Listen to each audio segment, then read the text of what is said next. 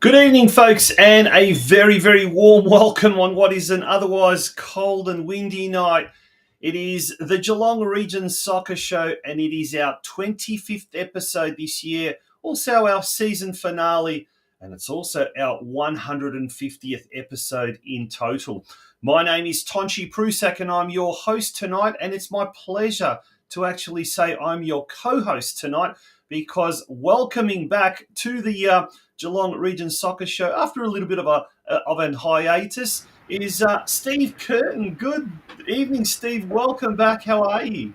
Yeah, good. Thanks, Tonchi. It is funny how we always end up starting the Geelong Region Soccer Show talking about the weather, and I've been away for 2 years, and we come back and, well, what else are you going to talk about after a day like today? My word. But look, I tell you what, it's great to be able to have your company on a Monday evening, Tonchi. Even though we thought we were going to be together in person, that was certainly, for all those tuning in, that was certainly how Tonchi sold this to me. We're going to have a night together to rekindle our friendship and have a good evening talking football with the local community.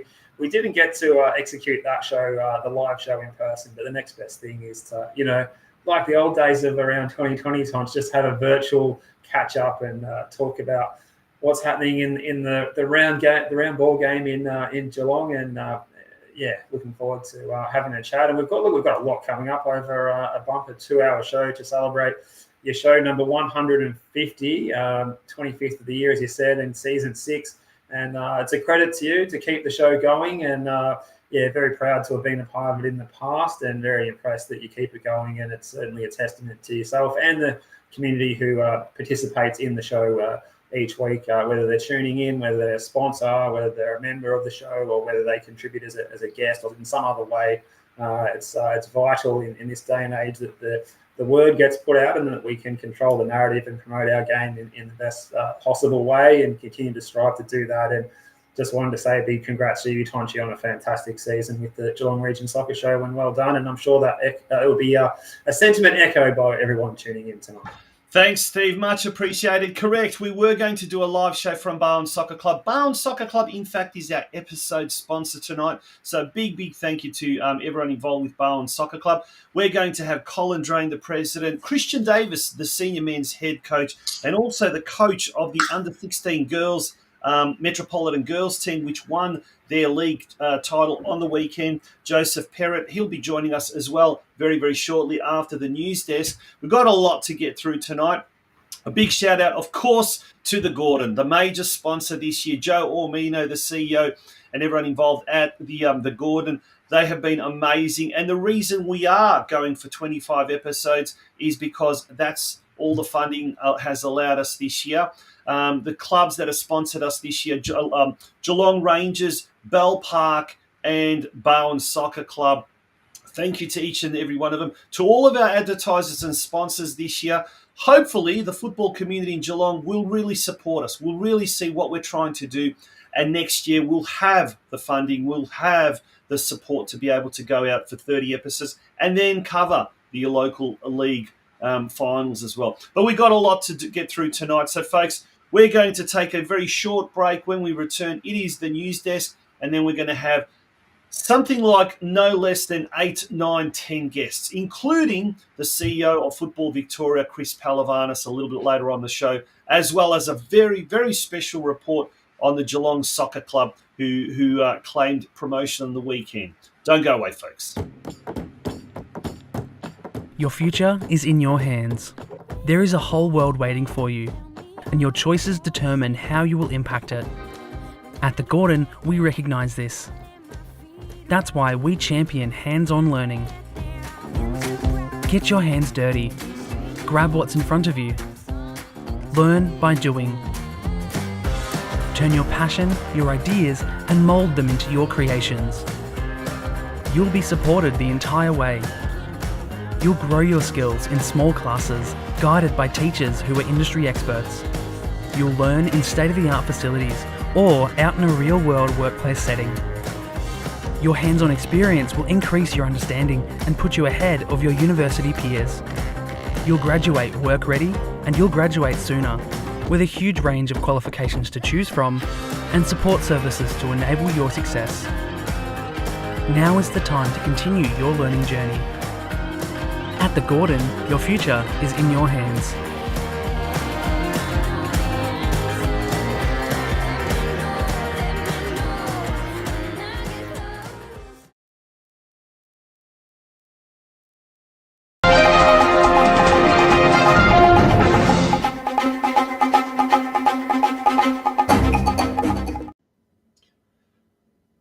Welcome back to the Geelong Region Soccer Show. We're going to launch straight into it. Steve, let's turn our attention to the VPLW women's competition.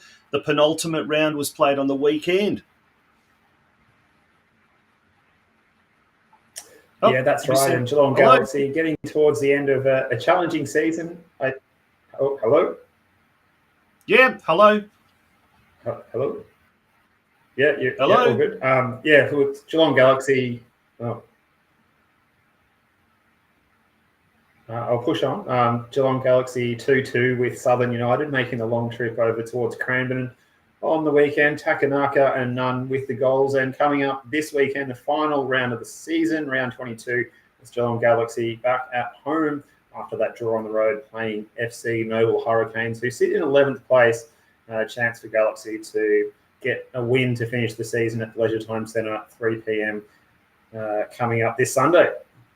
Yeah, unusually it's at the Leisure Time Centre, but I think that's probably because the Geelong Region finals are being played, I believe, at Corio Soccer Club at Hume Reserve. So that's probably the reason that it has been moved, has been shifted to the Leisure Time. But we will get confirmation of that because we are speaking with the chairman of the GRFC, Mike McKINSTRY, and the Deputy Chair, Rob PALMARCIOTTI, a little bit later on. But let's move along to the Men's State League Round 21 results, Steve.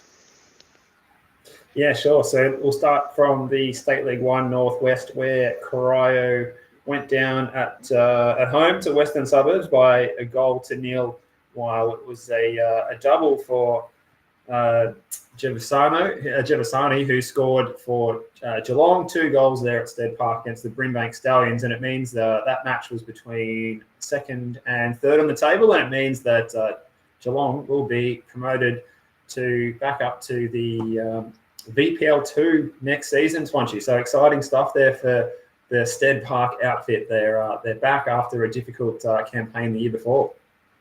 Yeah, fantastic. We've got a very special report on the night on the events that transpired last Saturday night at Stead Park. Also a little bit later on in the show, including some post-match comments from the coach, some of the players, and some of the officials as well, Steve. But a big night. That now means that we've got Lara United secured promotion, Surf Coast have secured promotion, Geelong have secured promotion in the state leagues, and hopefully this week we'll also have Deakin Ducks, but you'll speak about that very shortly.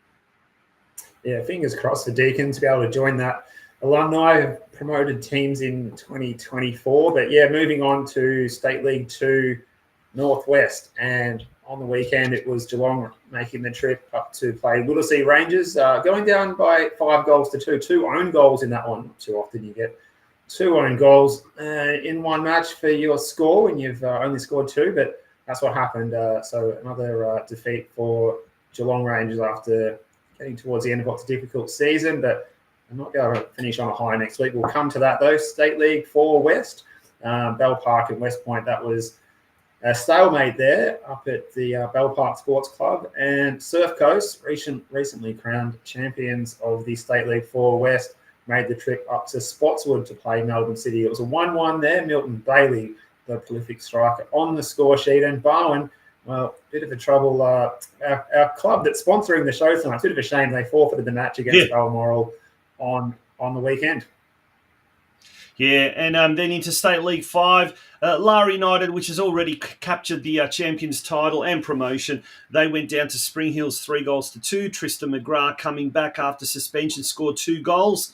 Gisborne and Deakin Ducks. This is the big one. Byron Interisi scoring the only goal of the game for the Deakin Ducks. They maintain their second position, and this week they've got basically their destiny in their own hands. They need to win. They've got to win this weekend's game against Wyndham FC and Maidstone United, who are in third, the same amount of points as Deakin, but a far inferior goal difference. and nothing less than a win is acceptable for Deakin, and they will become the 4th Geelong club to get promoted. And finally, playing coach Dan Benson scored a hat-trick for Ocean Grove as they ran out comfortable 5-2 winners over Ballarat. Oliver Honeyford and Harry G scoring there for the Ocean Grove side. We're turning our attention to the final round. We're going to whiz through this. All games kick off at 1 p.m. because of the NPL Grand Final. All games kick off at 1 p.m. Corai at home to Yarraville. Geelong at home to top team Whittlesea United. And unless they can win something like 20-0, they will remain in second position, although they could get the same amount of points as Whittlesea if they win this game. Geelong Rangers at home to Hoppers Crossing, and there is a big charity day at Myers Reserve this Saturday for Dementia Australia. The development squad kicks off at 11, the seniors kicking off at 1 p.m. There's going to be lots and lots of fabulous prizes all throughout the day. The canteen will be open. If you can't make it on the day, you can still contribute to this initiative by making an online donation to Dementia Australia. Just visit the below website, www.fundraising.dementia.org.au, and all the details are there. Big game against Hoppers Crossing, the traditional British derby, battle of the two Rangers. And it's unfortunately a case of 11th versus 12th. Now, Rangers are safe from relegation. Yeah. Hoppers Crossing will get relegated, but almost a bit of a dead rubber, but nonetheless an important game on and off the park. State League 4, Steve. Yeah, moving on to State League 4, and we've got Bell Park sitting down in 8th place on the table. They're hosting Keilor Wolves, so another home game to finish at Bell Park Sports Club for Bell Park. Surf Coast on the road to finish their campaign up to McPherson Park to take on Melton Phoenix in that top of the table clash. And Barwon on the road as well will play Westside Strikers over at Taylors Hill Recreation Reserve. Looking at State League 5 now, as you mentioned, Deakin Ducks, they need to get the win to stay ahead of Maidstone United, who are sitting in 3rd place. So Deakin Ducks in 2nd, going for promotion. Let's hope they can do it against Wyndham FC. That match is on their home turf there at Deakin Uni Warn Pond. So if you're a fan of the Ducks, if you're a past player or been involved at any time, this is a big occasion for Deakin Ducks. They've been in State League 5 West for a long time, and this is their chance to get that elusive promotion. As far as Ocean Grove goes, they sit in 6th place on the table. They're taking on 11th place Tarnik United down at Shell Road Reserve. And Lara United, they've already completed their campaign, finishing in 1st place with a bye they'll have this weekend. So they can start their Mad Monday early. They're probably doing it today. Yeah, and finally, the Women's State League. It was the final round last Sunday. North Geelong Warriors defeated Mill Park to jump into 3rd spot on the competition standings. So it was a 2-0 win to North Geelong Warriors. Young teenager Anastasia Simic and Julia Akmacic scoring for the Warriors. The Rangers did have the bye, and with the season completed, Mill Park still have got a game in hand, funny enough. That's probably going to be played somehow after the final round. They could jump into 3rd spot, but overall a very, very good season by North Geelong Warriors in what was quite a tough division. And Geelong Rangers did very well in the end after starting the season, I think in bottom position, but they moved moved eventually to finish in 7th place. So certainly foundations are in place for 2025 for both those two teams and the Geelong Galaxy as well. Steve, we're going to take a break, and when we return, it's time for our episode sponsors, Barwon Soccer Club. We've got 3 great guests from Barwon: President Colin Drain, Senior Men's Captain, Christian Davis, and the coach of the girls under 16A championship winning team, Joseph Perrett, joining us straight after this break.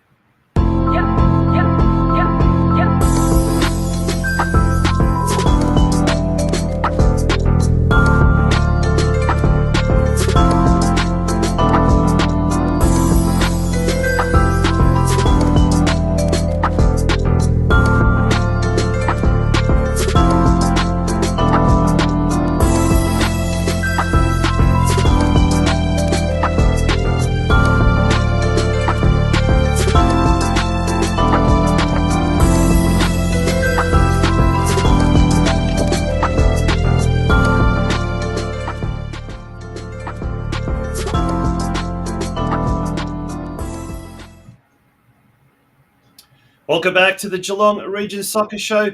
It's time for our first guest, and we're going to be speaking with the president of Bowen, Colin Drain. Colin, welcome to the Geelong Region Soccer Show. How are you going? Yeah, very well, thanks, Tonchi. How are you guys? Yeah, very good, mate. Thanks. Very good. Now, the last time we spoke to you, Colin, was right at the start of the season. You're gearing up for a massive, massive year. The club was expecting something like 600 plus registered participants. How is 2024 for you guys? It's been grueling, to be honest, mate. Another massive year, as you said. We ended up with about 615, I think, registered players, 52 teams, almost 100 coaches. It's just been absolutely full on from January onwards. It's been incredible. Yeah, definitely feel tired just hearing some of those numbers there, Cole. But we were going to be joining you in person down there tonight. It's a shame we couldn't do that. But what's happening with the facility and your ability to host all of those players at the club the next year and looking further forward? Well, it's been a bit of a squeeze. Managed to cram most of the kids in. I think we've got training 5 nights a week. Sundays, 9 through till 5 o'clock, pretty much every week. We've got games on. The pitches are, as you'd expect, this time of year. I think the only real progress we've made this year is we've looked at a grant application to get the synthetic pitch resurfaced. It's looking a bit worse for wear as well. We're not really going to get any more space, but we're just trying to work with council to get a grant for that, and also to improve the condition of the grass pitches as much as they can. Yeah, Colin, I mean, when you talk 615, that was a few years ago unheard of, and now it's like it's super club status. It really is impossible to sort of cater for numbers more than that. Is Bowen at full capacity? And if so, what happens now? Do you end up turning players away, or do you push them towards neighbouring clubs? What's the go for 2025 now?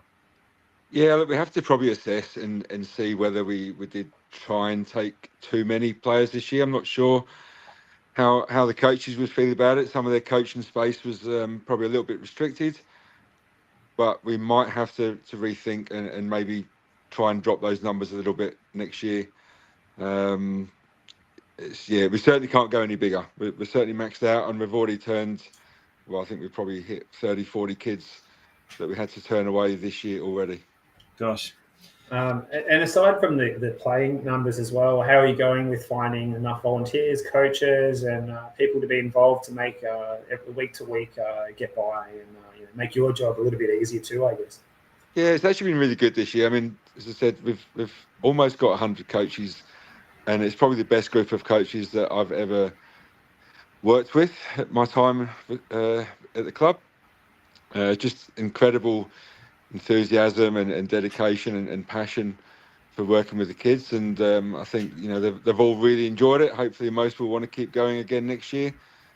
So it wasn't actually too bad. I think since the last couple of years since COVID, the appetite for volunteering is slowly coming back. Even behind the scenes, we've got some phenomenal team managers that working with the teams that make the coaches' lives that much easier. We've got some new blood on the committee this year who've been a massive help as well. So yeah, although I complain that I have to do too much sometimes, I certainly get a lot of help. Mate, well, on that note, we'd love to talk to you a little bit longer. We are on a tight schedule because we've got so many guests tonight. But thank you personally. Thank you for all of the help that Bowen has given the Geelong Region Soccer Show, not just this year, but in seasons gone by.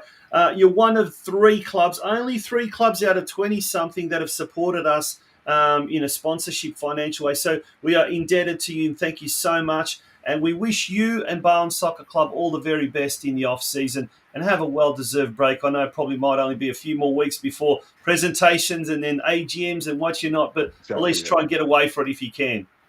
No, our pleasure, Tonchi. We'll always support you. Good on you. Colin Drain, the president, and a gentleman of a man. I'm sure everyone in the Geelong football community will agree.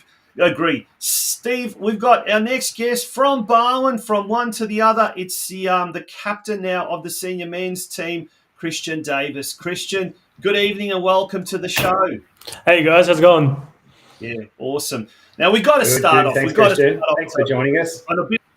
Yeah, we got to start off on a bit of a bad note. What happened on the weekend? A forfeit against Balmoral. Unfortunately, it was just unfortunate circumstances. I think it was just a mix of injuries, sicknesses, people unavailable all in the same week. It came down to the last minute. We couldn't field a team, so unfortunately we had to pull out. Oh, well, it happens. So I guess we move on. But from a personal point of view, it's been such a tumultuous year. But one good thing is the fact that you've come back to senior state league football after a long, long break. You joined your brother, who's unfortunately now on the long-term injured list. But what was it like hooking up with your brother and playing in the same team? And there were some highs. Of course, there were some lows. But overall, there were some very positives to come out of the season. Yeah, definitely. Well, last time I played soccer was actually with him back at North Geelong. So, to come back, it was definitely a big reason to come back and play with him. So that aspect was really enjoyable. And then just to come back and play soccer in general, I loved it. So, unfortunately, he did injure himself. He did his ribs pretty badly. So, hopefully he can get better, but it's been an issue for him the past couple of months now. Yeah, and yourself, Christian, you've been out of the game, you're saying, for such a long time. How many years since you last played, and how did the body hold up to the rigours of going from, not being involved to playing and training and week in, week out? Yeah, well, probably almost about 8 years now, almost. Last time I played a full season of soccer. I mean, here and there I was, dabbling in soccer, nothing too seriously, but I wasn't completely inactive. I was a runner, so I was keeping the body moving. So coming back, it wasn't the greatest shock, although it's not the same thing. It did help a little bit, but thankfully I got through the whole season uninjured, and everything was fine. So I think starting off with the touch was a bit rusty, but I think we got there in the end. And just on that as well, a lot of us who have stepped away from football and maybe taken up running, I fall into that bracket as well. If we were to go back to playing football or futsal, how difficult is it to go from doing that straight line running, and you might be able to run an 18-minute park run, but to translate that into playing some good football and not injuring your knees and ankles and getting patellar tendonitis or something? It must be challenging. Yeah, I'll tell you right now, it's nothing alike. You can run for 20 minutes straight, but, once you start changing directions, it's a completely different thing. So, I mean, I thought I was going to be fit coming back, and I was absolutely not. So, but look, it's a good base. I mean, if you wanted to come back and play soccer, it's definitely better than nothing. So, having any fitness behind you helps. The agility aspect of it, though, I think it's very hard to replicate. Yeah, you definitely won't be able to do it in straight line running. Let's have a look at the season that was. We'll bring up the ladders there for the Men's State League 4 competition and the Men's State League 4 West Reserves competition. Barwon looks like finishing in 10th spot in the seniors and a little bit better in 8th position in the reserves. Now, the interesting thing is, and Coach Dale Harris tells me, there was a lot of players. I think there's something like 50-odd players that have played in the reserves this year.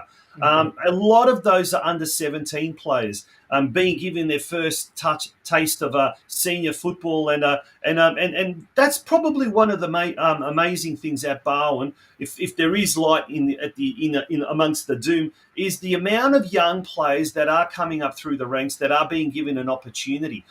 You being obviously captain, you saw a lot of those younger players come up through the ranks.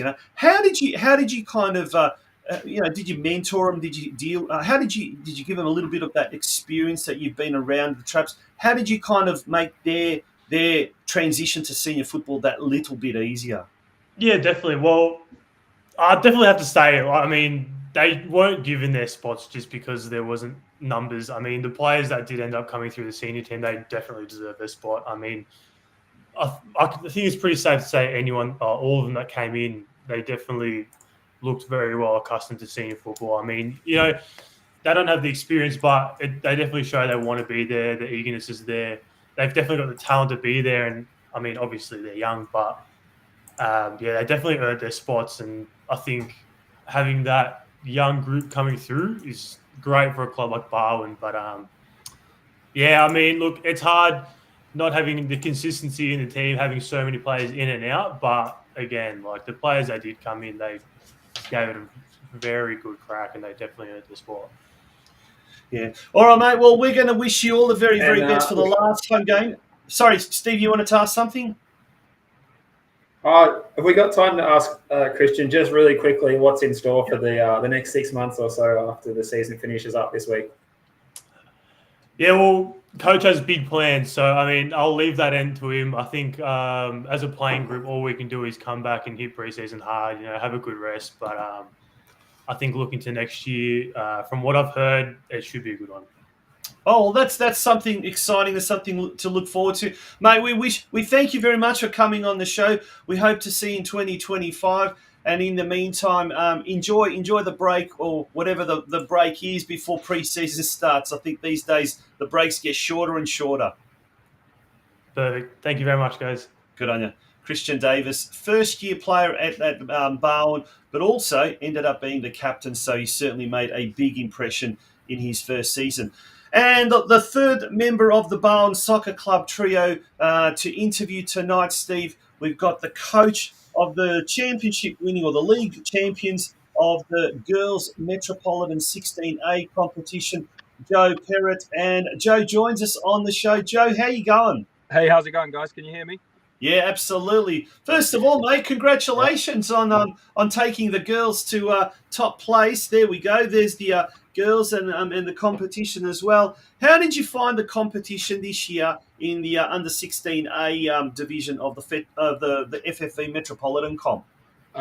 If I'm honest, it took me by surprise. I've come from a coaching a women's background in England. And then to step into sort of teenage girls is a sort of a big difference in coaching. You got to really sort of improve their game and improve their skills more than sort of the women that I was with back home. They were, already accustomed to the game and sort of stuff like that. So it's really taken me by surprise. I would say the biggest thing I've learned is how talented the Metro sort of league is. Yep. Right from our team, obviously winning the league. I've got some fantastic young players. They're a great bunch. And then how talented the other teams are as well. They gave us a real good run for our money all across the league.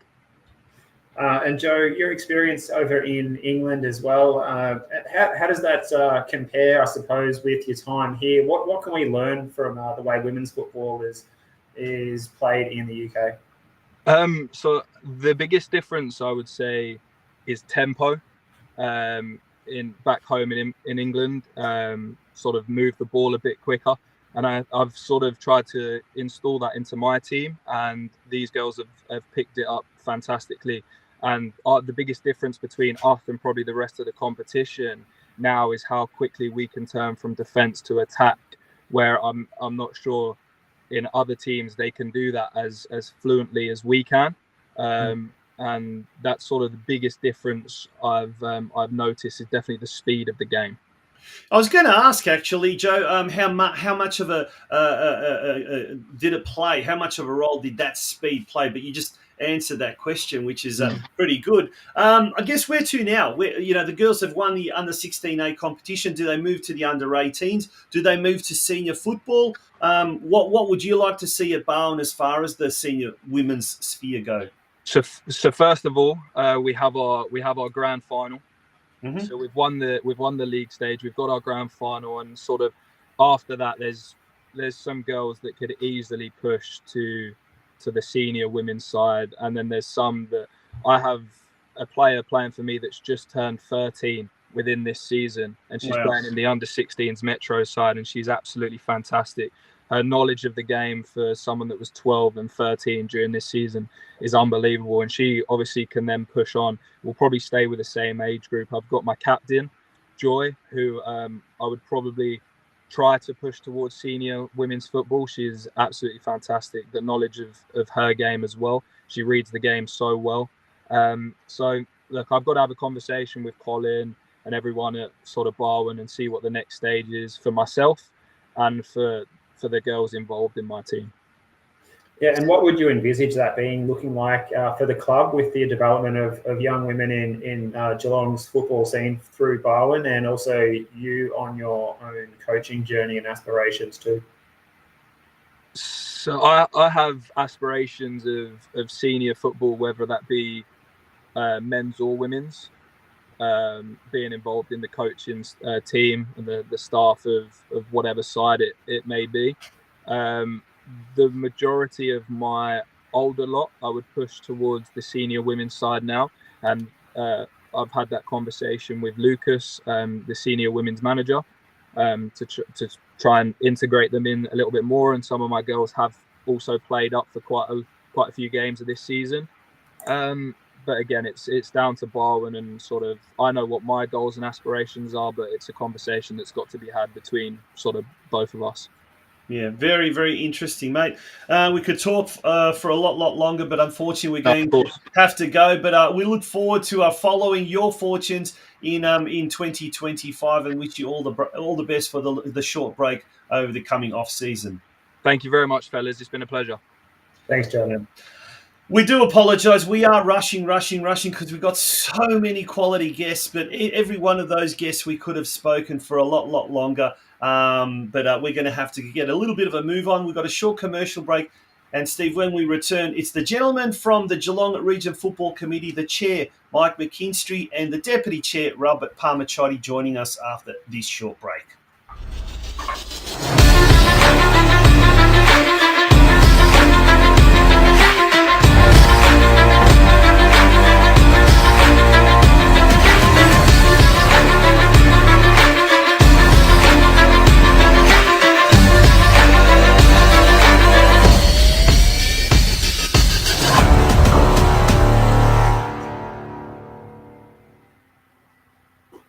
Good evening, folks, and welcome to the Football Out West Show. It is good evening, folks, and a very, very warm welcome to you, and thank you for joining us here on the Geelong Region Soccer Show. Good evening, folks, and on that very, very boisterous introduction, welcome to the Oz Crows Soccer Show. Good evening, folks, and welcome to yet another episode of Dynamo TV.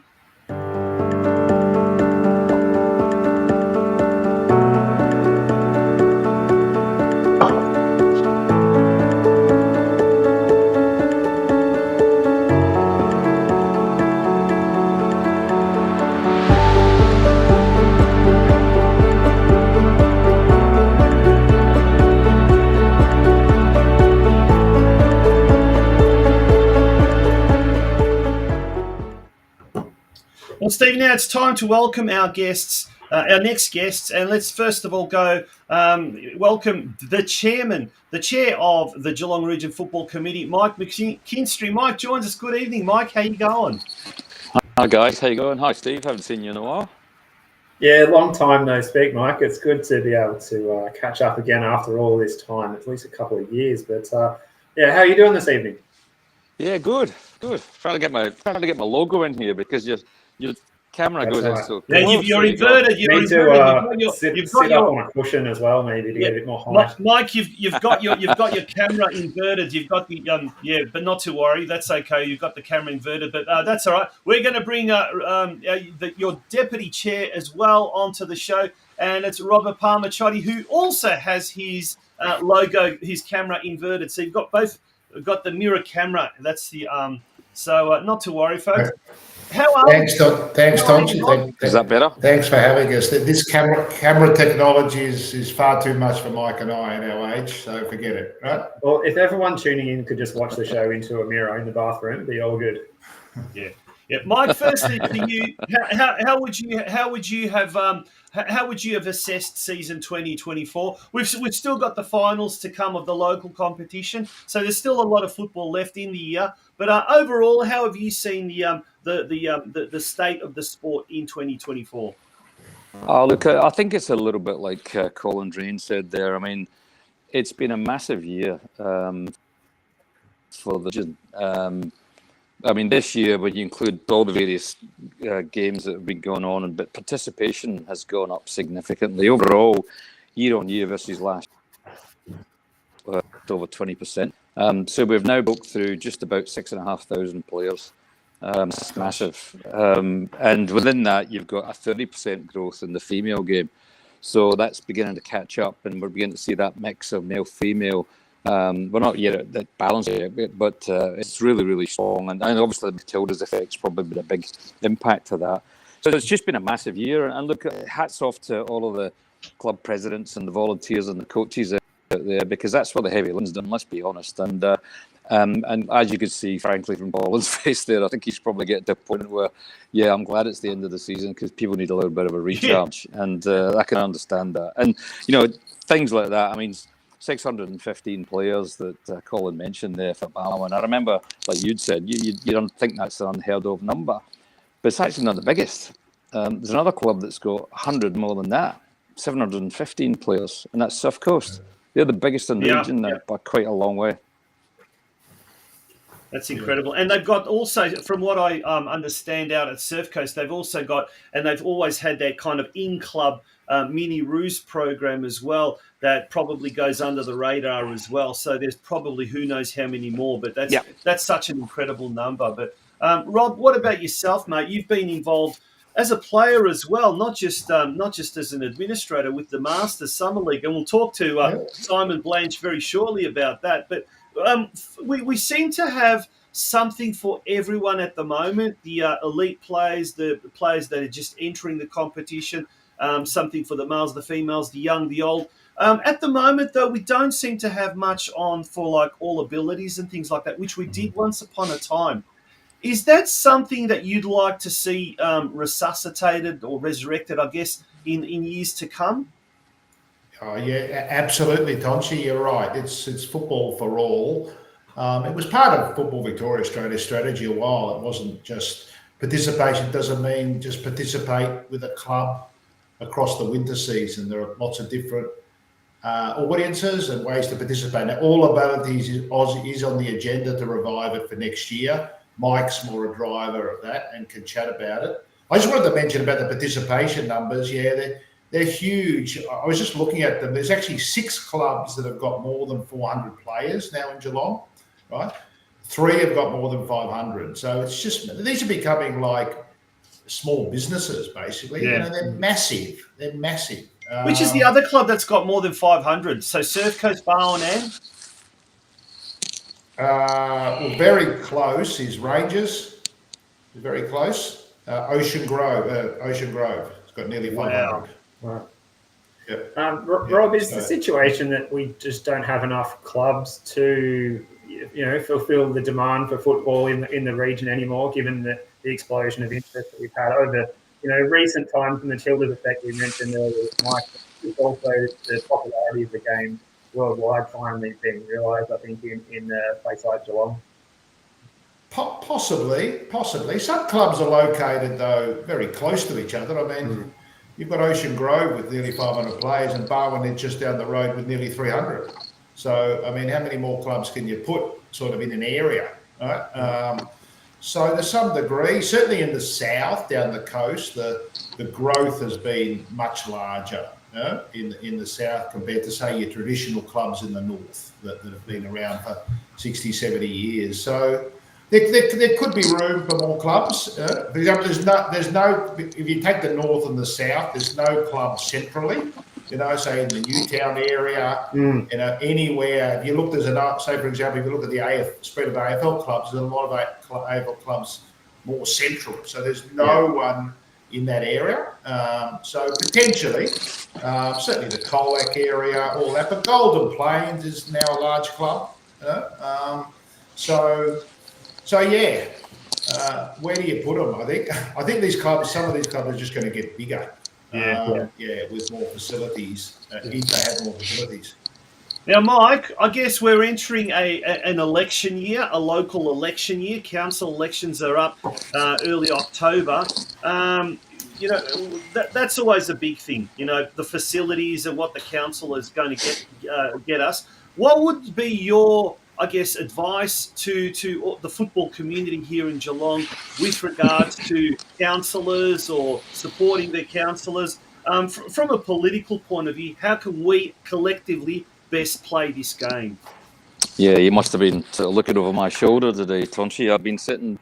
What we're going to do a little bit more proactively, I guess, in the run-up to this election is just make sure that we prompt the clubs not to, like you'd said, not to miss this opportunity to reach out there for support. And there's been some selection announced who they are.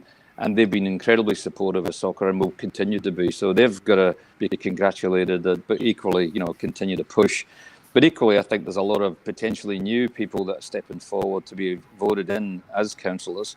And what we want to do is encourage all the clubs to reach out to their stepping up again or new ones coming in and really register the growth in the game specifically across the region. And we can provide information on that centrally within the GRFC, and we will. Because I've actually been sitting drafting letters at the moment that we're actually going to send all the club presidents saying, look, it's up to you to customise it, but here's some votes that might be able to reinforce your message. And obviously they can then put in the club-specific actions and requests. But I think it's incredibly important because we are beginning to see with this growth, like any growing pains, we're beginning to see pressure points all over the place. So it's really important now that we start to engage with the council in a more proactive way, both at the club level, but also at the FV and at the GRFC level. And that's beginning to happen more than it ever has, because it has to, because otherwise we're going to lead to a poor quality experience for kids and families because, they're just overrun with players. And like Colin said earlier, they're now getting to a point where some clubs are beginning to turn away players, not always because of facilities, but sometimes because of volunteers that Steve mentioned. And then, of course, constraints on coaches. So it's a nice problem to have in many ways, though. I'd rather have that than the game was dying. The game, if anything, it's absolutely a bit of a monster. So I think we'd all, on this call, rather have that problem than the other one. Yeah, for sure. Mike, just looking ahead to 2025 for the GRFC, what are the main aims and the focuses and objectives for the committee to be striving for, if you had to summarise those going forward? Yeah, I think we got 5 areas. And you might remember that what we did, a year or so back is we put together a so-called G21 strategy. And within that, I can talk about that in a moment. But that's now been provided to all the local councils. It's been presented to all the council employees as well. Well, not all the employees, to the councillors. And they have noted it and signed it off as part of their council process. So all the committees now recognise there is a strategy. And we've homed in on 5 areas. One is club development, and that's an ongoing thing. Second, importantly, obviously, is facilities and infrastructure. Huge issue. Along game development. So how do we try and improve some of the skill levels and so on of all of the players? The other one is engagement and promotion, this is where it starts to get into how do we get other organisations engaged with us? And we've started to do that in a number of different areas. And then the last one is on partnerships and collaboration. That includes talking to some of the other sporting codes, because other people are seeing probably not the same level of growth that we are. We're extraordinary. But we need to get better, and we're beginning to get the leaders of the other codes to come in together. We've got a meeting coming up in October with AFL Barwon, cricket, basketball, and I'm joining that with Rob in October as well. So we started to actually have a conversation, because we sort of historically have done our own thing. And look, don't get me wrong, we're here to support and shout for soccer first. But we know that when we get pressure points on investment, we don't want governments going, well, I can't feed you all. Who's going to, call first? Whereas if we actually do some joint planning together, we might get better at just having an understanding of where the pressure points are in each area. So there's the 5 areas, going back to your point there, Steve: club development, game development, facilities, engagement, promotion, partnerships and collaboration. Lots of good stuff going on, but still a hell of a lot more to do. Yes. If I could just add, I think we're in a much better position now with foundations to grow and action these items, like Mike says. I mean, the last couple of years, I think there's been a lot about setting the foundations, which we couldn't do. So, Tonji, you earlier asked the question, what are we doing with facilities? We tried a couple of years ago, but one of the first questions council asked is, where's your strategy, right? And we'd all just look at each other. We haven't got one. Okay? Where's your website? Where's your social media presence? How do you communicate? Like, we had no foundations in place, right? So all those things have now been put in place in the background, and now we can launch. We can really launch. Right? We couldn't promote politicians. We had no social media presence. We've got no website. So that's all in place now. We've got a strategy that's been endorsed by the councils. It's been approved. So there's sort of no more, wouldn't use excuses, but we've got the foundations in place. We've sorted out our finances with Full Victoria. There's a pretty good relationship with Full Victoria to get assistance from them to help us grow the game. And despite all this, the game still, due to the clubs, continues to grow by 1,000 participants a year. But imagine if we got our act in order, right? No, exactly right. And I was really going to say, at the end of the day, there's sometimes everyone comes under fire. Everyone's criticised as soon as you're involved in football, in soccer, you're criticised. But let's give credit where credit's due, and the clubs in particular have done such an incredible job. And certainly from the outside looking in, you guys at GRFC as well have done a fantastic job. And certainly, what was the number again, Mike? The total number of just 6,500, just under 6,500 players. 6,500. Well, I reckon for 2025 we can, as a community, as a region, we can set ourselves a target of 7,000. Very, very happy, very, very satisfied registered participants. But in the meantime, guys, thank you very much for joining the for the Geelong Region Soccer Show tonight, and we appreciate that and look forward to your company again in 2025. And just one last quick one, if I can, Tonchi. We talked about council. The other thing is to make sure we're stepping up to go in at the federal level and at the state government level. So, for example, yesterday at Armstrong Talk, she could see the game firsthand with all the players that's in the under-7s and under-9s. So we're trying to up the ante, not only at council, but at the other state and federal levels as well. Brilliant. Good on you. All right, gents, thank you very much for joining us. Thanks, Tonchi. Thanks, Steve. Okay, that was Mike McKINSTRY and Robert PALMARCIOTTI from Geelong Region Football Committee.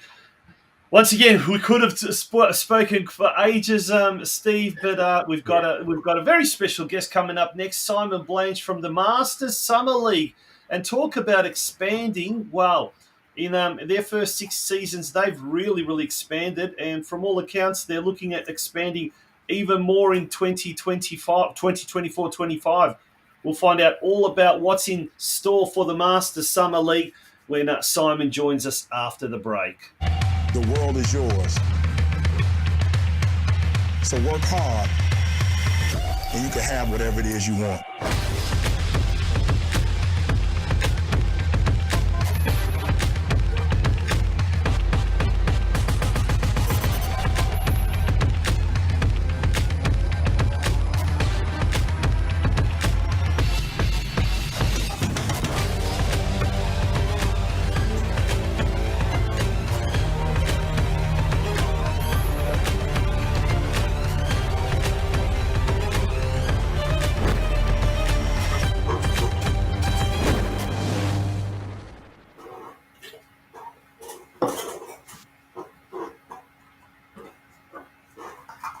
Welcome back to the Geelong Region Soccer Show. Steve, before we go on further, someone that is tuning in at the moment, a good friend of ours, an old colleague of ours, and a big shout out to Craig Filer. He says, great job, Tonchi Prusak, 150 shows. Love your work, mate. Craig, love your work. He's doing an extraordinary job at Hume City, the NPL club where absolutely.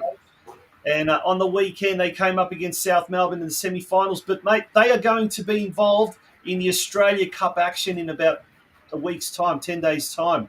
How good is that? They got to play South Melbourne again. So I think Craig, freshly after getting booked on the bench on Friday night, will be looking to make sure the referees get a good ear bashing during that quarterfinal.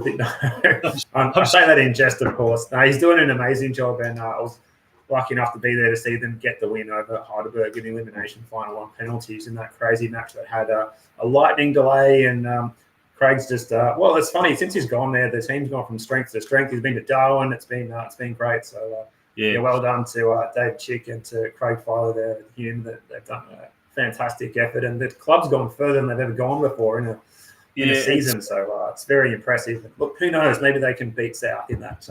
That's right. Yeah, well done to Craig. And speaking of Masters, joining us on the from the Masters Summer League is Simon Blanch.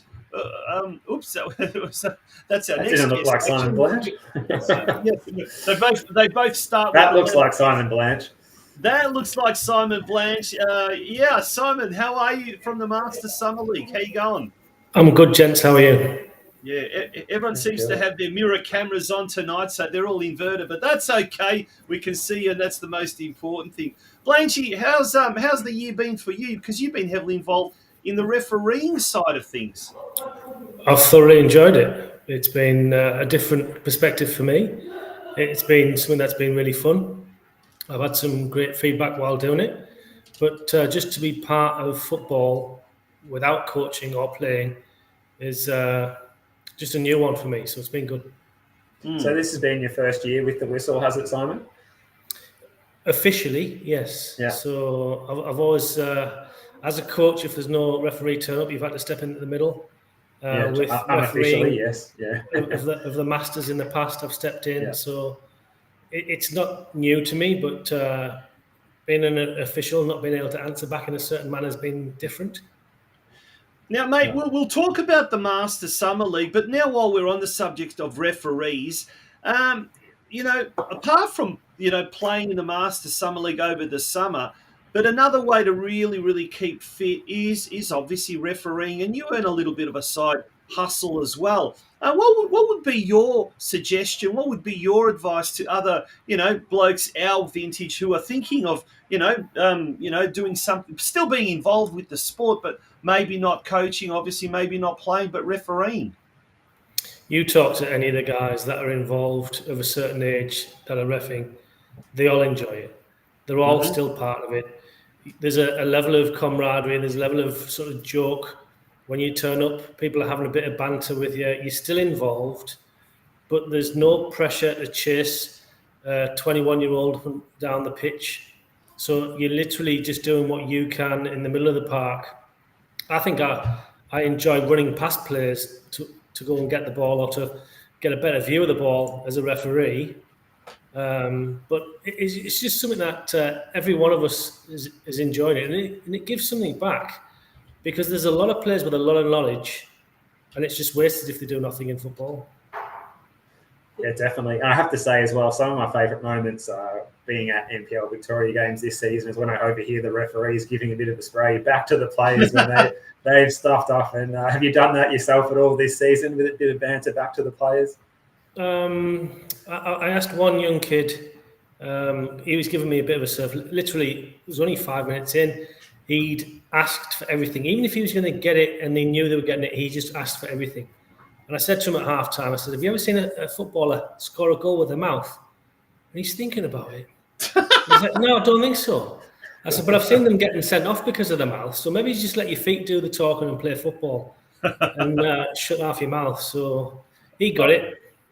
Now, speaking of banter, speaking of talking back, there's going to be a lot of that in the Masters Summer League, and I'm sure of a lot of it's all going to be good-natured. But, mate, what can we tell us about the success of the last edition of the Masters Summer League, and then we'll look forward to Season 7.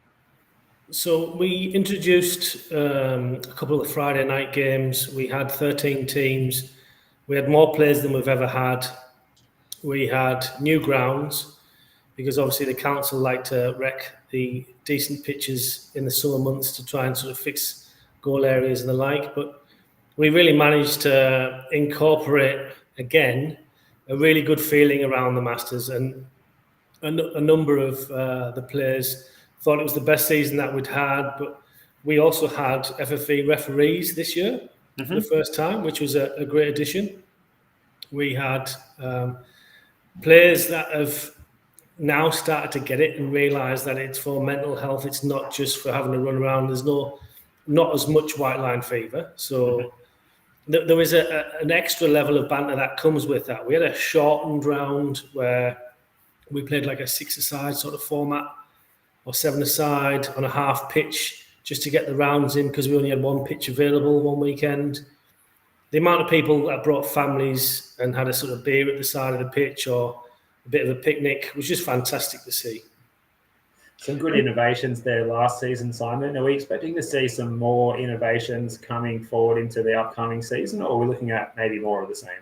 We don't rest in the Masters, so we're always on the lookout. And I think we're going to give a chance. I've spoken to a number of female players. We're going to try and do a female opening round as a bit of a come and try, but reduce the age down. So not necessarily 35, down to possibly 30. So we're going to do that. But then at the same time, we've been talking about this for a while and possibly having a standalone pitch, which is for anyone that's over 45 that can just turn up and have a bit more of a social kick where U11 play for that team, U11 play for that team. We'll have a rolling subs and benches and stuff like that where you're going to get to know more people because it's not necessarily the team that you play in. But it might suit you fixturing-wise if you can't make a later game or an early game. You can just turn up and have a regular kick with the over 45s because we've got guys that have been in the 60s still having a kick. And for them chasing a 35-year-old, I can understand why it's difficult. So having an over 45 league might just be a way forward. Yeah, what a great idea that would be. I mean, I look at that from my sense, and you sometimes think I'd love to get involved, but I can't sort of commit to a whole season or even to a team. But the idea of just turning up and having a bit of a kick, if you can do so in a couple of weeks' time, that's great. But that's such a great idea. And look, all that can do is I guess even increase the awareness of the Masters Summer League. And as you said, there's the female element as well that could take off in a big way. So all in all, it seems like a really, really exciting season. How can people find out more about the Masters Summer League? Well, unlike the GRFC, we've had a good social media set up for quite a while now. That's something that our guys look after and gets a lot of interest because a lot of the funny pictures that are put up by Nick.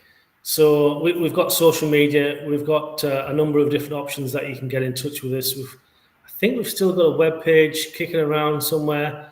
So we do have options, but we've got expressions of interest for players that can get in touch with us through Facebook. We've got expression of interest for existing and new sponsors. And you know yourself, you've always got to get on the sort of sponsor bandwagon early to try and secure a bit of finance through the door. We've been very fortunate where last year we were the only, sports club team that have given back to charity in a big way. We actually joined the Geelong Community Foundation and donated $10,000 to the Community Foundation. So we now have a sub-foundation in the Geelong Masters name, which is a really good outcome. So they support a lot of the initiatives in the region, which is why we've donated to Geelong Community Foundation, not to anywhere else, and not to a more vendor or anything like that, which is a bit more national. This is specific to the Geelong area. So we went along and had a look at how we could get more involved with that and how we can actually sort of bring people to get a taste of having a kick. So I actually dragged my CEO in for a kick in the last round last year because they sponsored us early on. So I wanted a sort of picture of him having a kick. And I don't think he quite realised what a level of talent that we've got in these Masters players. And for those of us who are interested in getting involved in the upcoming season, scheduling-wise, when do we need to clear our calendar? So we look to go mid to late January, and then have that sort of 3 sort of months to sort of give us a chance to fixture, especially the amount of players that we have and the amount of teams that we have now. So, like I say, we're trying to do a few more Friday nights. We don't necessarily want to do a split round on a Wednesday, but if we can get it Friday and Saturday, that's the sort of key for us. Make it more sort of family oriented, chance to get a beer. So it's something that we're looking at. But if we get the numbers in early, we can then plan early. Yeah. So the sooner the better, really. Yeah. And for those of you that are interested and you do have Facebook accounts, there's the site, www.facebook.com/Masters Summer League. and you'll get all the information there. Simon, thank you so much for joining us on the Geelong Region Soccer Show. The Masters Summer League have been big supporters of this program in years gone by, and we really appreciate all your support, and we look forward to having a big Masters Summer League this coming summer.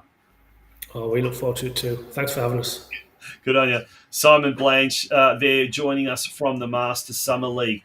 Mate, we're going to have a break. When we return, this is going to be really exciting. I'm really looking forward to this. We're going to have a very special discussion forum to address the question, what needs to be done to junior development in Geelong to capitalise on the growing number of talented juniors making junior representative teams, but that junior talent failing to translate to senior football success. Our guests are going to be the Coerver Coaching Geelong Director and Head Coach ADRIAN, and also the Junior Boys NPL Technical Director, and also the Senior Men's Head Coach at North Geelong Warriors, Stuart BEGG, who's, introduced something like no less than 6 teenagers at senior level at the Warriors this year.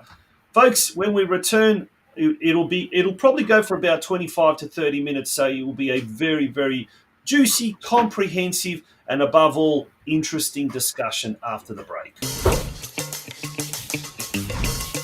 Hi, I'm Joe Gergich. And I'm Helena Fantella. And welcome to our family here at Harcourts.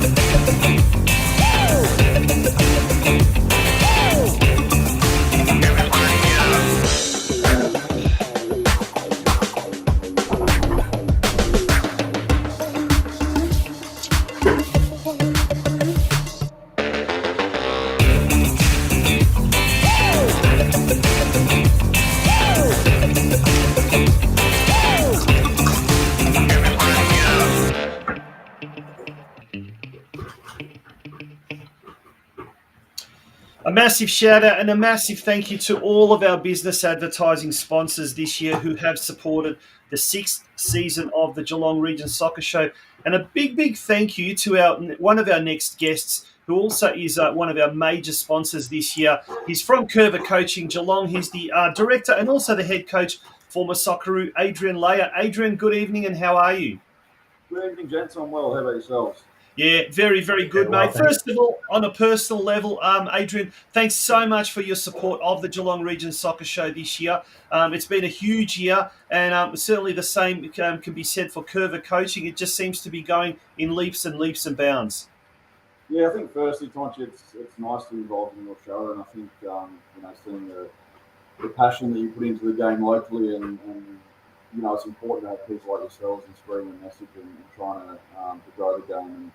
And to be associated with your show is, I'm proud to be associated with it. So well done on that part. And in terms of Coerver Coaching Geelong, yeah, it's been a huge year. I took the punt at the end of last year to go full time and really try and grow the program to another level. And it's certainly done that, and it's certainly going to get bigger for the rest of the year as well.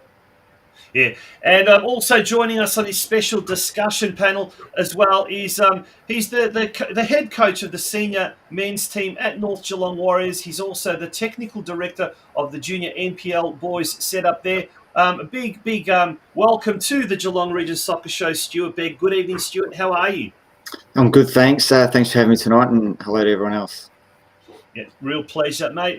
Thanks for joining us. Now, Rob Kasha, who's joining us, makes a comment. I need to address this. How can it be failing when North have a young side and Geelong have 15, 18, 19-year-olds playing first team? I think rewording should be some clubs fail. Yeah, good point, Rob. And I think this is the thing that brings us to this discussion collectively. So at elite level, we are struggling in the sense that, Steve, we talked about it. We've got 4 teams that could get promoted. 2 teams are from State 5, 1 team's from State 4, and 1 team in State 1. So we're not haven't got a team in the elite competition, either the men's or the women's. And that's why we've invited Stuart and Adrian to chat. Now, Stuart, I'll put it over to you first. You've been involved with North Geelong over the last few years when North Geelong was playing at NPL level. Then it dropped to VPL 1 this year, and next year will be in VPL 2. But and it's Rob's right. It's not all doom and gloom because there are a lot of youngsters coming up through the ranks. Tell us about the experience at North Geelong where I think it's 6 or 7 teenagers were blooded into the senior first team this year. Yeah, we've had about 7 all up, and they range from, from 16 all the way up to 18, and some of those boys only just turned 18 probably in the last couple of months. I will say that, that was a work in progress. It isn't something that just happened this year. That's been over the past few years that they've been coming through the system. And at the start of the year, they were all part of the senior group. So it took time for them to get to a stage to be playing week in, week out. I think it was around about round 10 or 11 that they started to create their way in. So that's how they got there. It wasn't just something that just happened and we threw them in. It took time. That was time to the pre-season. Yeah. And I have a question for both Adrian and Stuart now as well. But the biggest barriers to getting the best talent in Geelong, is one of them just the ability to get into good NPL systems, the cost being prohibitive, and also at some of the local clubs that we talked about Barwon earlier reaching capacity. Is there too many obstacles in getting in the way in the first place and kids even putting the boots on? I'll let Adrian go first. Yeah. Oh, look, it is an issue. It's always been an issue with our game. I think you look at a sport like AFL and the Aussie rules and support they get from above and the possibility for their kids to play that game is vastly different. And you can't. Adrian, your audio is a little bit muffled. Can you maybe the microphone, or let's go speak a little bit closer into the microphone? Stuart, you go.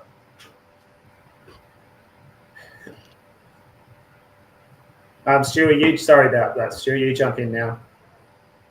I was just going to say from my perspective, I only see what's happening at North Geelong in the NPL level, and I will say it is tough for everyone, like all the way through the groups, and the process from start to finish, from turning out from trials and then going through that process, and then you got the training throughout the year. I feel, I'm not saying it's perfect. It does work to a point, but it's not perfect. And I've seen it now. And the financial strain is one that can hurt. Like we've got some kids that the club sponsor.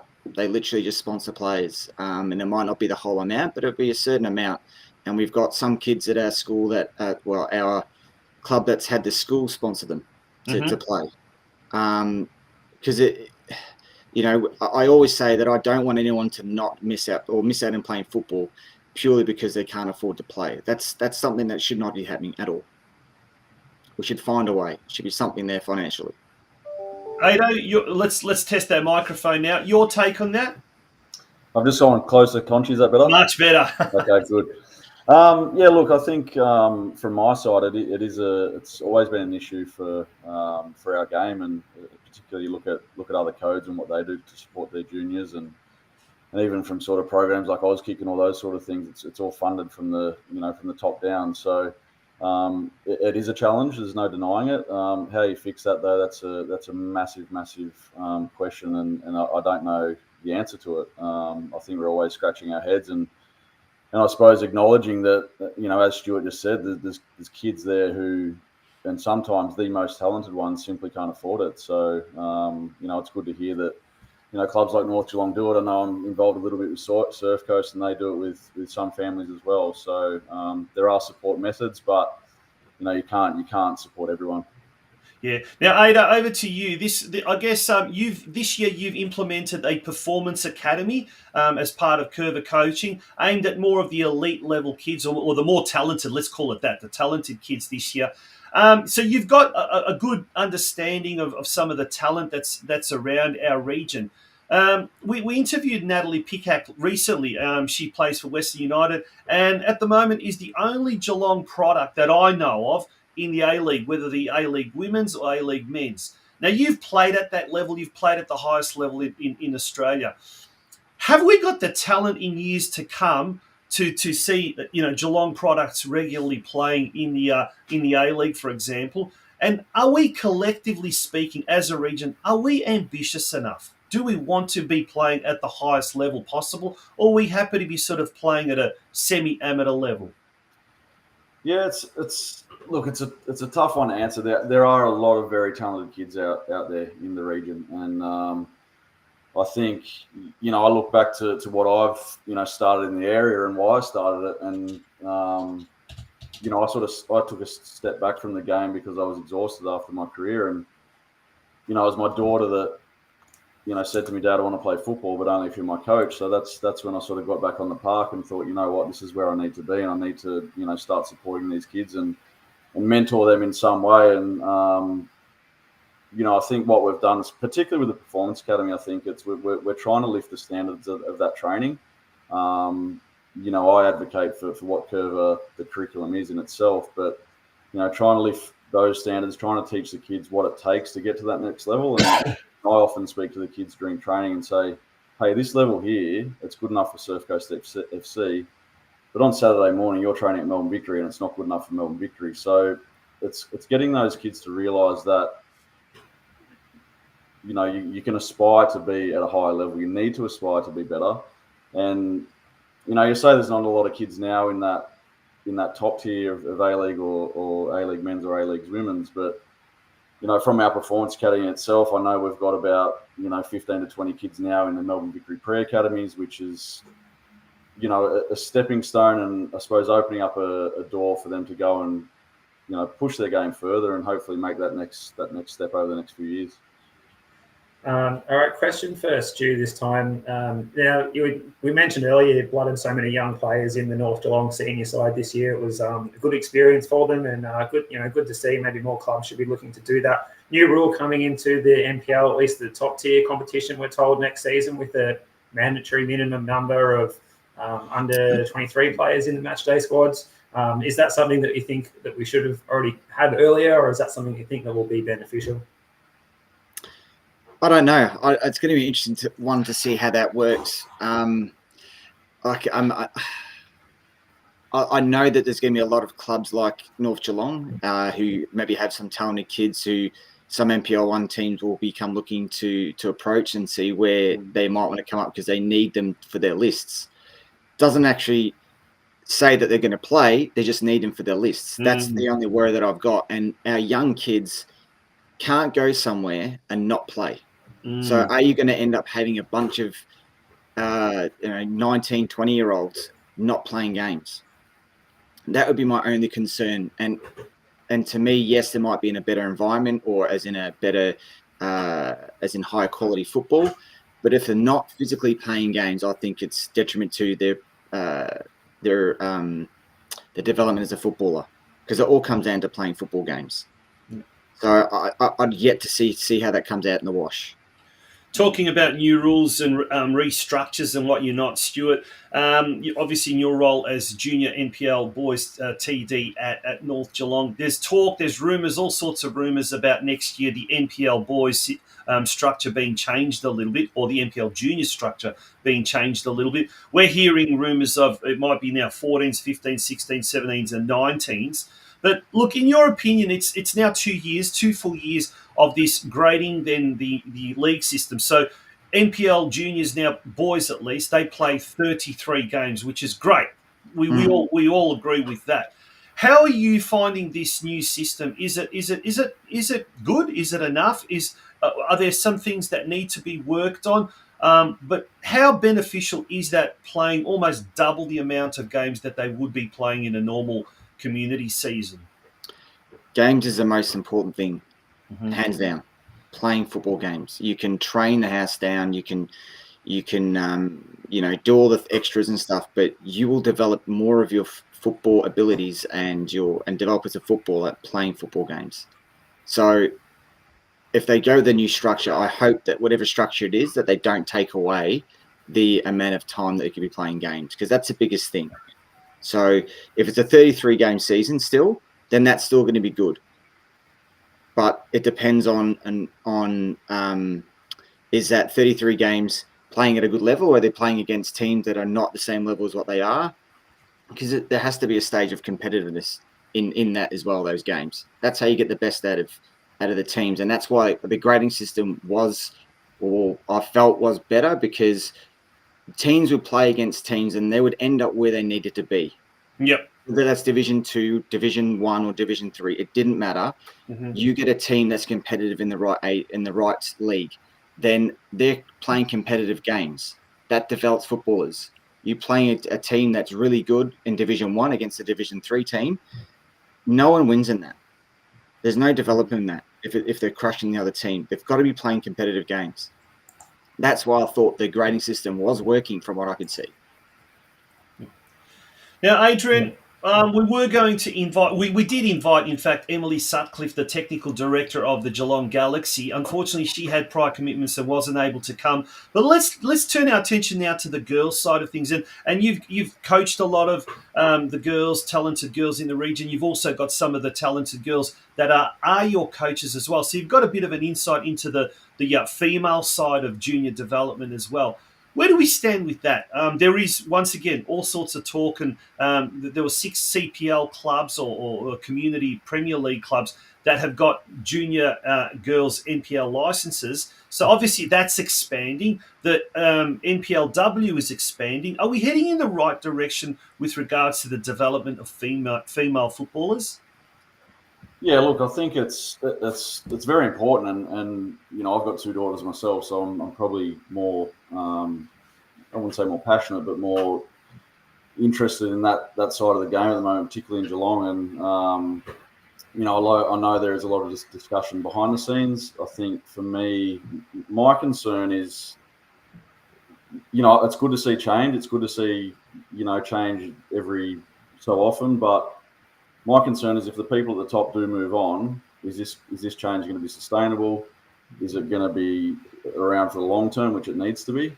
You know, I know Surf Coast are having discussions behind the scenes on where they can take their club. I know Galaxy have done a good job in that space, but I also think it needs to be a lot better. So, you know, at the moment for me, I'm really focused in those junior years, 9s, 11s, 13s, and things like that. But I think for me, I'm seeing a lot of kids who are now playing the game the right way, and that's really important. And I think, you know, we talk about development, we talk about pathways, we talk about all that sort of thing, but are the kids being taught the right way from 7? Are the kids being taught the right way all the way through? Are they learning the fundamentals of the game? And yes, I'm a huge believer in how we teach, but I still go to games on the weekend, and you know, parents, coaches are celebrating kids booting the ball. And for me, these are the years where the kids need to learn how to play the game properly. They need to learn how to be confident on the ball, comfortable on the ball, and ultimately, we talk about pathways and we talk about, you know, where are the kids going and where are they going to sort of break through and how are they going to break through. But for me, the cream does rise to the top as well. And if the kids are putting in the time, they're putting in the training, you know, they're working on doing those extras and all that sort of thing, eventually they're going to get that opportunity. Yeah, and just to expand on that a bit further as well, Adrian, like the time that you've seen the improvement at somewhere like Surf Coast, obviously a huge explosion in player numbers, but there's probably a place where you've had a perception of maybe the coach back in the past at Surf Coast was the enthusiastic dad. Now the coaching is improving over time. How are you seeing the development at somewhere like Surf Coast, one of the areas that's maybe, unlike North Geelong, not traditionally recognised as one of the development pathway areas as much? Yeah, look, I think you can't ignore the enthusiastic dad or the enthusiastic mum, and I think it's such an important part of what we do and who we are and what our sport is. You know, we all start playing the game just because we love it, and you can't go away from that side of the game because it's really, really important. And you need to let the kids, you know, although we're trying to develop them when they're young, you need to let them have fun as well and just enjoy the game and experience it. And a lot of my messaging to my coaches and through our program is let's create an environment where the kids absolutely love being there. Because that's where they're going to learn, that's where they're going to flourish, and that's where they're going to fall in love with the game. And And if we can have success in them falling in love with the game, then that's where, okay, I'm getting confident, I'm getting better on the ball. I really want to play this game and I really want to grow. So how are we improving Surf Coast? That's probably the other question. And we are doing a lot of coach education with the parents down there. But as you said, a lot of them are coming from backgrounds that aren't football. And 99% of them are really willing and really, really keen to learn, which is awesome. And I've seen a huge, uplift in the quality of the kids in the region down here, which is pretty cool. So, yes, it's not easy, but they're all buying into it. They're all trying to develop themselves, and then ultimately the kids are going to get the rewards. Yeah, Stuart. Now, mate, you're still a young fella, but you've been in the game for a long time. You could almost be deemed a coaching veteran, but you've seen it all. You've played at the National Youth League the old days. You've played at NPL. You've coached at NPL. You've coached juniors. You've coached seniors. You're a TD now, so you've seen the whole, I guess, the gamut of coaching. Now, one thing I often hear here in Geelong is there's not enough good quality coaches. And then I also hear coaches aren't taken care of.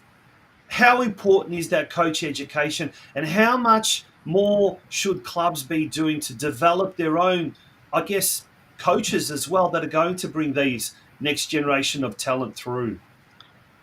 Coach education is probably the biggest letdown I feel in Geelong. And Okay. I'm not sugarcoating that at all. I feel as my role started the year trying to find coaches in Geelong, I found it very hard. First of all, you've got to find out whether they're licensed, which doesn't really mean if they're the right mix or just because they've got the ticket, that means that they can coach. That's important. Adrian was mentioning before about kids enjoying football. I'm a big believer in the same thing. Even if I still find a lot of coaches overcoach too much. There's nothing wrong with sometimes simplifying things. And if they have fun, there's a little bit of learning in it. That's the best way that your kids will to adapt and learn. So, but in Geelong, there is a lack of quality coaches. And I feel the only way that it can be helped is through the clubs doing their own coach education, because I feel there's a lack of the FV coming down here and helping us out as a region with coaching courses. And I've had this discussion with FV before, and they say, we put courses out and no one fills them. They struggle to fill the courses, whether it's a C license or a B license, they struggle to fill. So they don't actually put them on. Now, the only way around that is for coaches to be looked after from their own clubs, whether that's somebody at the club coaching them, whether they get people to come in and coach them, the coaches. But the other part is that the amount of work that has to go into coaching here to coach juniors. You're right. There's a lack of the two-way street with the club and the coach. It's difficult. You're relying on local people. Normally a coach will end up being with somebody who's either involved in the club with a parent or somebody who's involved in the committee or something that gets involved as a coach, and it's easy to get coaches that way. But it's not the right fit. The coaches I've got at North Geelong this year, I've got one coach is from Geelong. The rest of the NPL coaches are not from Geelong. I've had to outsource one from Ballarat and two from Melbourne. Yeah, that shouldn't be the case. I should be able to get local coaches to coach local teams. Yeah. Adrian, it's part of your business. You run Coerver Coaching Geelong. You've got a team of coaches that are on your staff, and some of them are actually professional coaches in the sense that they're full-time coaches. But to source that, how did you find the caliber or the quality of the local coaches, and how much more did you have to invest in them to get them to a level that could suit your business, your model? Yeah, look, it's I hear what Stuart's saying. It's really difficult to find good coaches, and I have really high standards at the organisation that we run.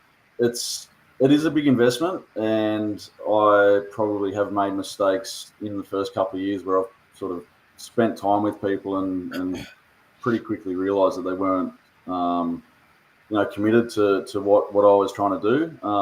So it is very hard, but I think at the moment I'm very fortunate that through my, I suppose, network and connections, and Ash Dafter, for example, he's my 2IC, and I've known him from the Melbourne Victory days, and a lot of the coaches now, we've got a partnership with Geelong College, so a lot of the kids are sort of handpicked kids through the school. I go, this boy or girl could make a really good coach, and we do spend time, and we put a lot of time into them. We take them to Canberra each year and do the annual APAC series up there, which is a 4-day educational component to our program for our coaches as well. And we've taken a couple to Singapore to do the global diploma over there, and I've sort of made a commitment to myself to go and do something annually, go and travel the world, and go and learn from people. Last year I went to Tottenham and spent some time in the Tottenham Academy, for example. So like Stuart said, you can't, no matter what you've done to this point in the game, you can always keep learning, and I don't think you'll stop learning until you're done in the game.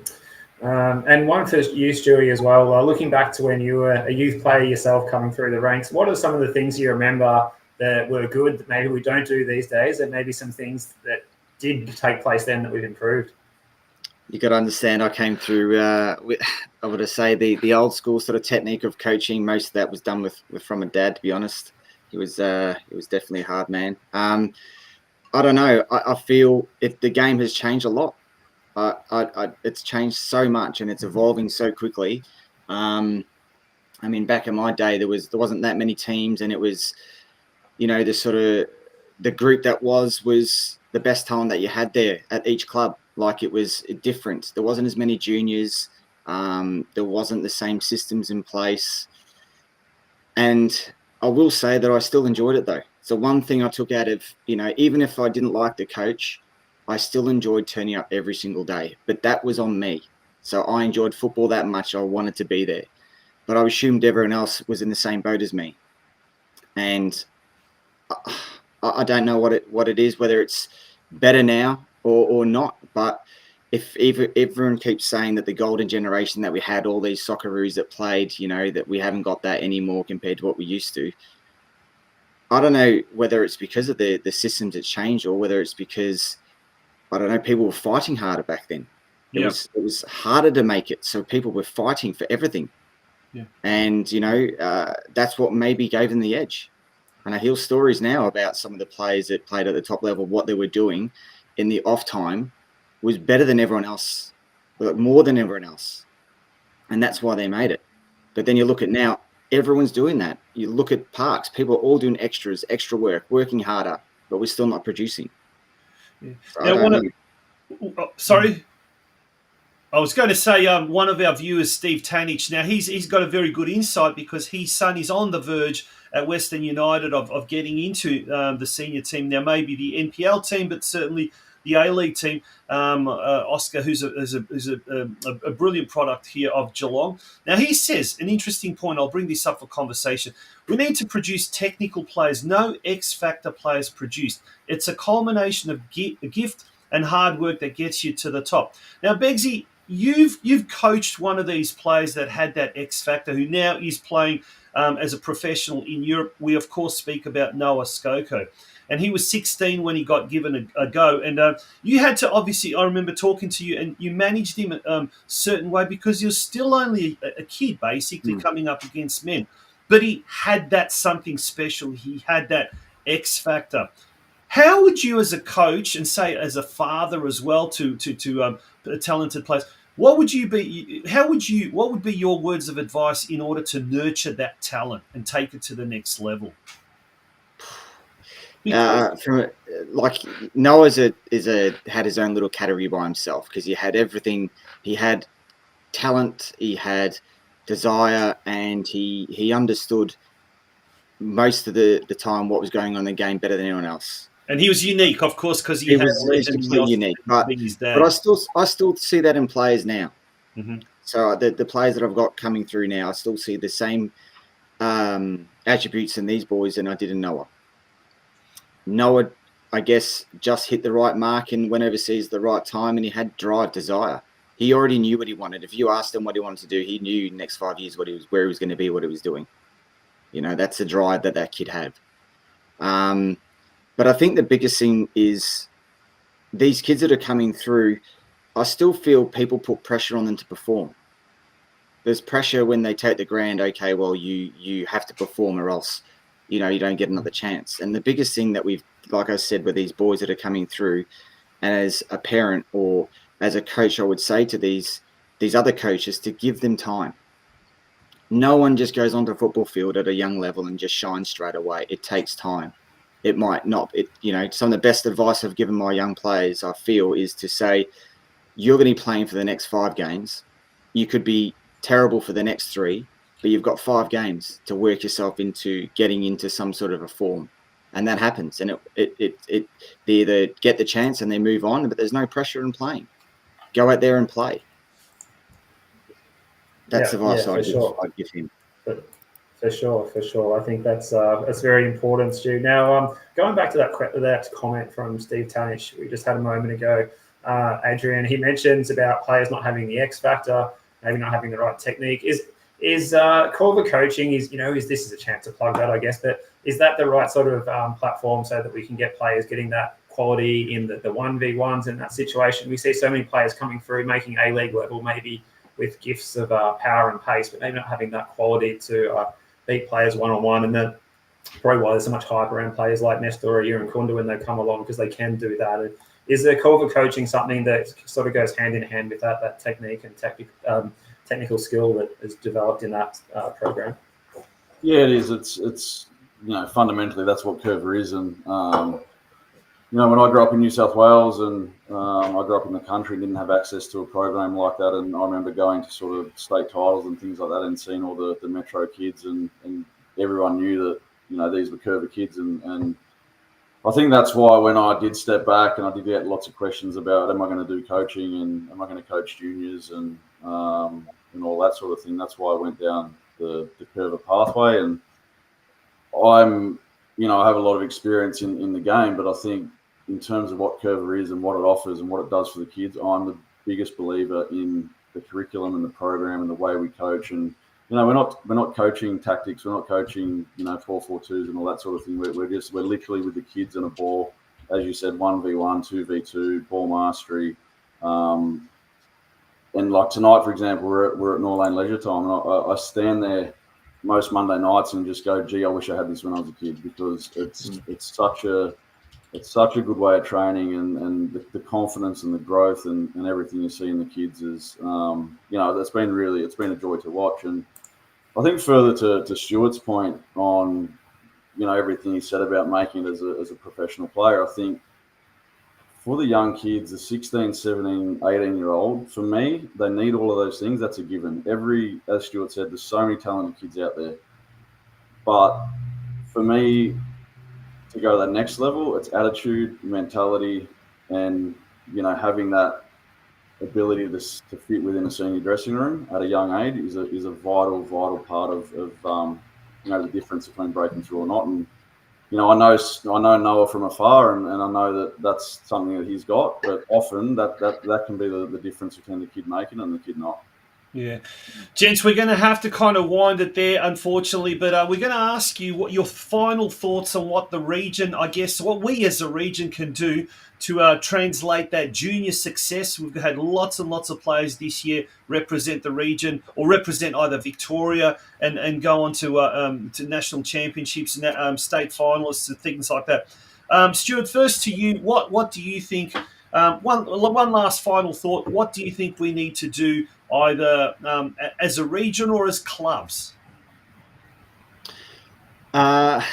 I still believe the biggest thing is still coach education for me. I still think that we need to develop our coaches and continually drive these coaches and to be better and not thinking that, we talk about players always wanting to do more and always trying to develop their own game, but our coaches have to be the same way. They have to be.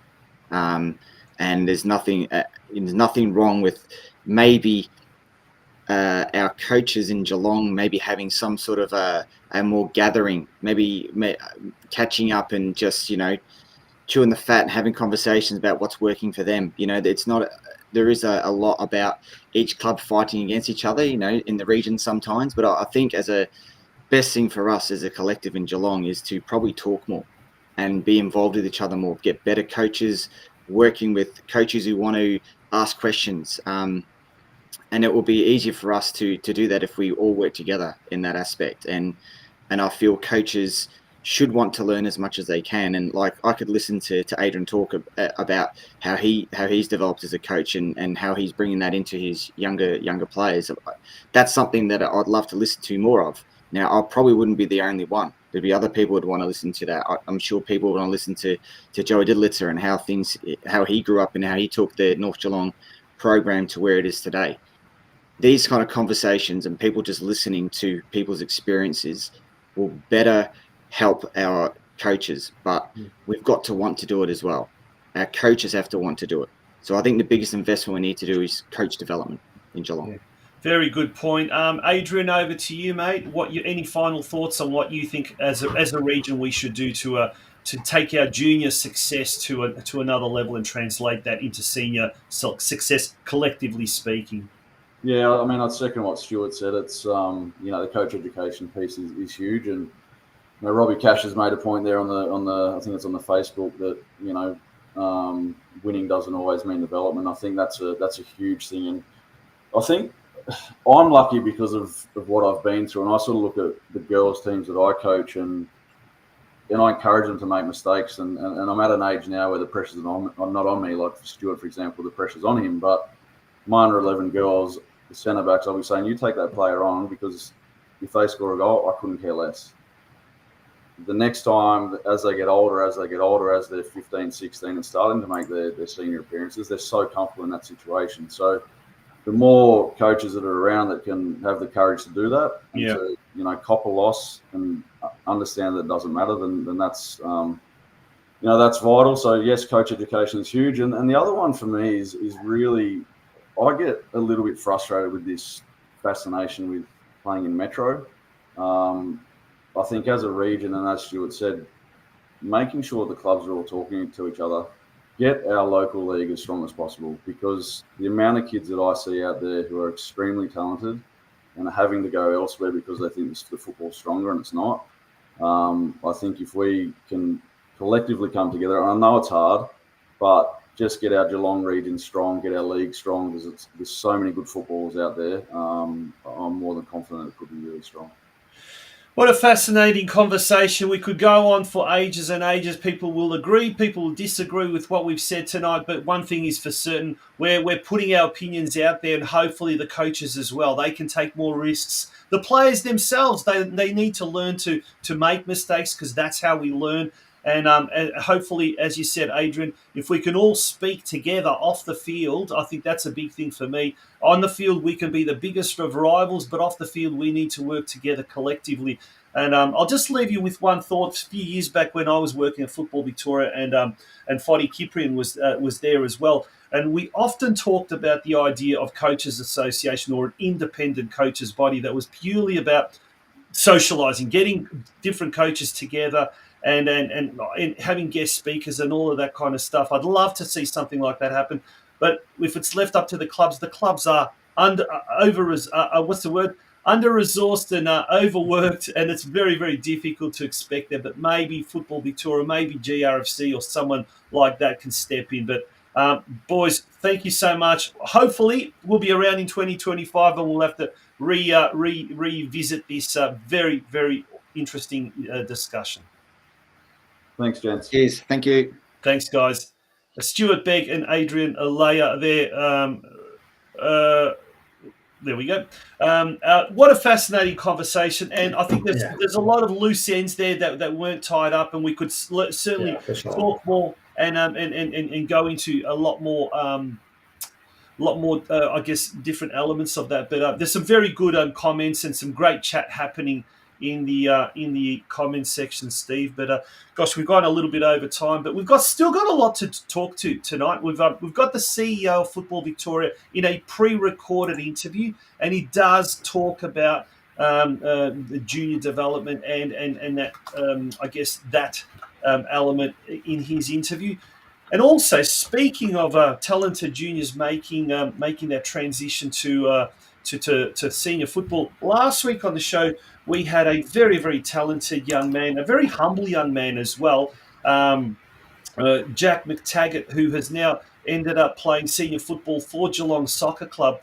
And he was amongst all of the action, amongst all of the celebration on Saturday night at Stead Park, as Geelong ended up earning promotion back to the NPL2 competition, or the VPL2 as it is now known. And our cameras were out there on Saturday night, and this is a special report prepared from Stead Park on Saturday night. It was wild and gale-force conditions which greeted both spectators and players alike at a windswept Stead Park on Saturday night, as Geelong hosted Brimbank Stallions in round 21 action of the Men's State League 1. There was the regular dose of pre-match nerves and tension present prior to the game. This wasn't any ordinary game. The Lions went into the clash knowing full well a draw or a win would be sufficient for Ante Moric's men to secure second spot and earn promotion. The State League 1 penultimate round fixture was ruined as a spectacle by the gale force conditions, but that didn't detract from the on-field tension and excitement throughout the entire 90 minutes. Despite kicking into the strong wind in the opening half, the Lions took the lead in the 20th minute with Brazilian striker Bruno Gervasoni. 6 minutes later, however, Brimbank found the equaliser when Shinosuke Ine's wind-assisted strike from distance gave Lions keeper Thomas Josefowski no chance. In the 32nd minute, following a defensive blunder caused by the squally conditions, the Stallions doubled their lead. Once again, it was Ine who proved to be the decisive player. He rounded Josefowski and slided past the incoming Lions defenders for 2-0 lead to silence the large home crowd. This time, aided by the blustery conditions, the Lions came out in the second half and immediately managed to trouble the scoreboard attendant in the 50th minute. Following a set piece by Giovanni Colossi, Rory McKeon managed to thread the ball to Gervasoni, who was able to beat the offside trap and calmly slot the ball past Stallions goalkeeper Chris May. The Stallions peppered the Lions goal in desperation, while the weather deteriorated as heavy rain started to fall on the Stead Park pitch, and the gale force winds continued without any signs of letting up.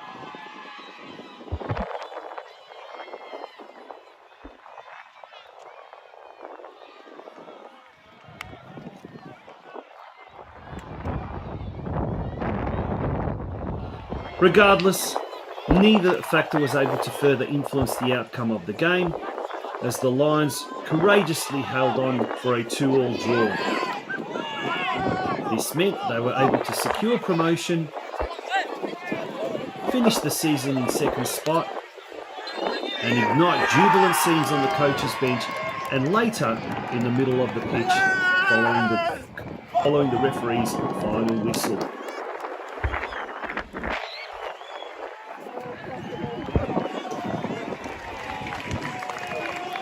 This was later transformed into ecstatic celebrations in front of the Stead Park grandstand as spectators, both young and old, in an euphoric and jubilant state, ran onto the pitch to celebrate with the triumphant players and coaches upon the conclusion of the match.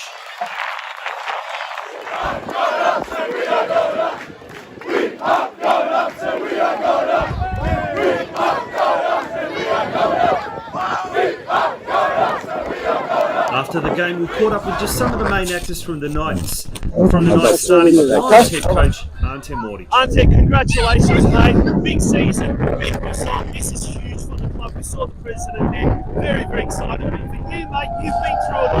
What does this mean for you? Mate, it's words of lost me at the moment. I've usually got a lot of them. But as if you look here, it's a community club. They probably didn't understand where a community was. And when I came in, I just said to the guys here, let's just build something. If it's got to be from scratch, it's got to be from scratch. And I take my hat off to everybody here, especially my team. They believe I'm tough. They believe in me, mate. Most importantly, they believe in themselves. And tonight was, look, no team in the last few weeks have given us a dime.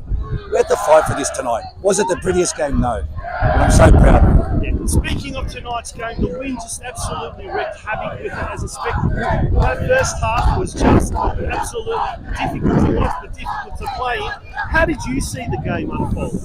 Look, we obviously in the warm-up, we saw there was a bit of a wind that was building, and I said to my boys, let's play the way that we've played all season. Try and keep it on the ground and do the best we can. We can't control the conditions. Neither can they. And at the end of the day, it was who was going to probably manage it better all game. Was it a fair result? 2-2, a draw? Possibly. Could we have won? Maybe. Could they have won? Possibly. But you know what? The guys were on our side, and they finally believed in us. So, look, it wasn't a spectacle, all right, let's be fair, but sometimes that's the way football is. And in the end, result is what counts, and today's result was a draw, which meant Geelong gets promoted to VPL 2. What now? Bit of a break, bit of a party, and then get into pre-season? Look, I know how the Crows would celebrate because I'm Croatian, but I'm a half Macedonian now. I want to find out how they celebrate. I love the Macedonian community. I've got a lot of friends in the Macedonian community in Australia, not just in Melbourne. And I just want to let them enjoy it. This is for them. It's not about me. I've had a wonderful career in sport, in football, and I just came here to give my experience and to build something. And you know what, mate? I think this place is going to rock it. It's going to go afterwards. You know what?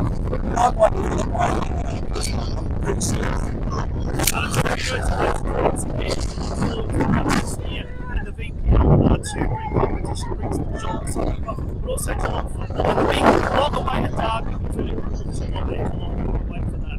Tonchi, I can't wait. Thank you. I appreciate everything. Let's enjoy tonight. I'll worry about next week. He's President Rob Kukanovsky. Rob, what does this mean for the club? This means everything for the club. We went down last year, unfortunately. The whole team together, we put that back. We backed up there in his team, and we got what we wanted. And so we're back up again, which is where we belong. Congratulations, mate, to you and Team Sydney, our entire club. We look forward to seeing you in the VPL. Thank you. Appreciate it. Thank you. Been sitting mid-table around, and the boys have absolutely had an unbelievable second half of the season. Apart from the game that got called off, the Westgate game, we are unbeaten, and that shows the work, the dedication.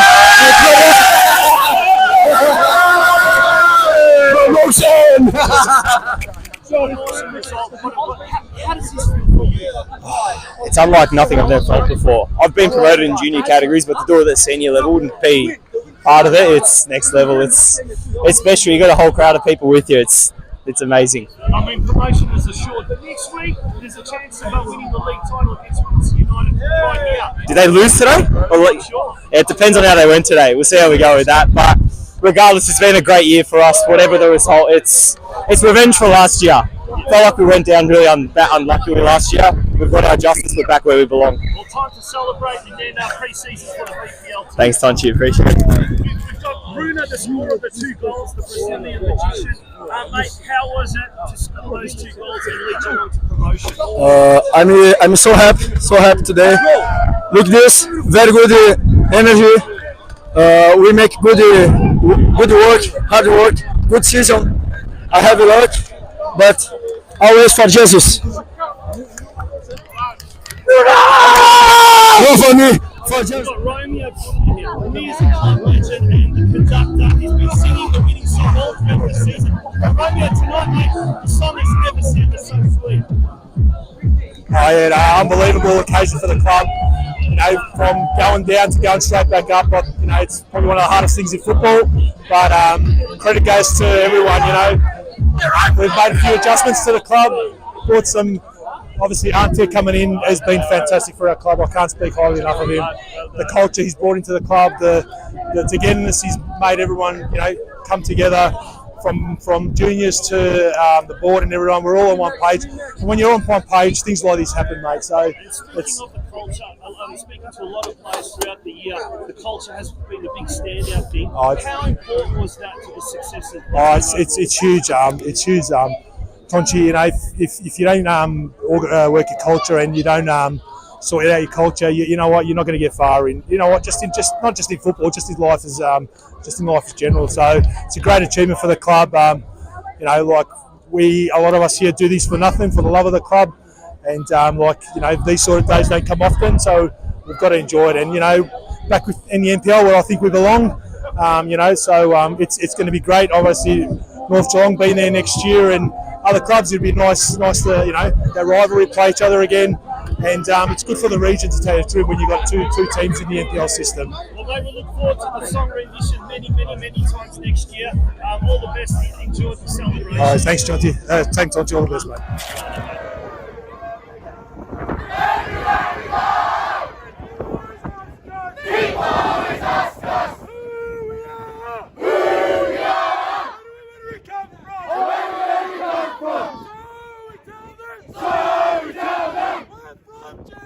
We're from Geelong, and if we can't hear us,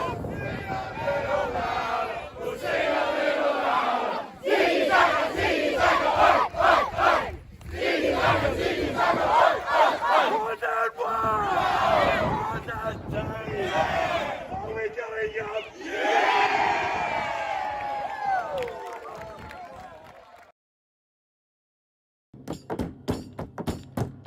Your future is in your hands. There is a whole world waiting for you, and your choices determine how you will impact it. At the Gordon, we recognise this. That's why we champion hands-on learning.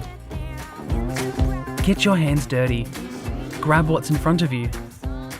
Learn by doing.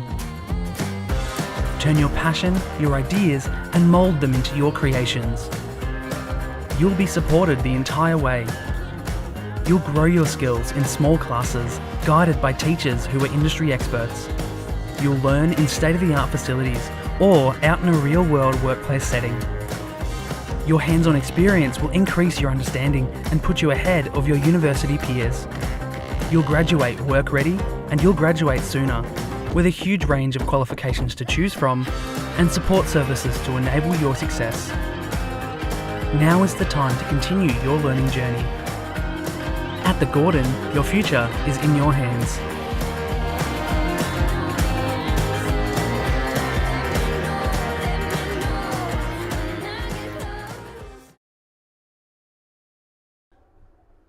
Welcome back to the Geelong Region Soccer Show. It's our season finale, and what a way to end 2024.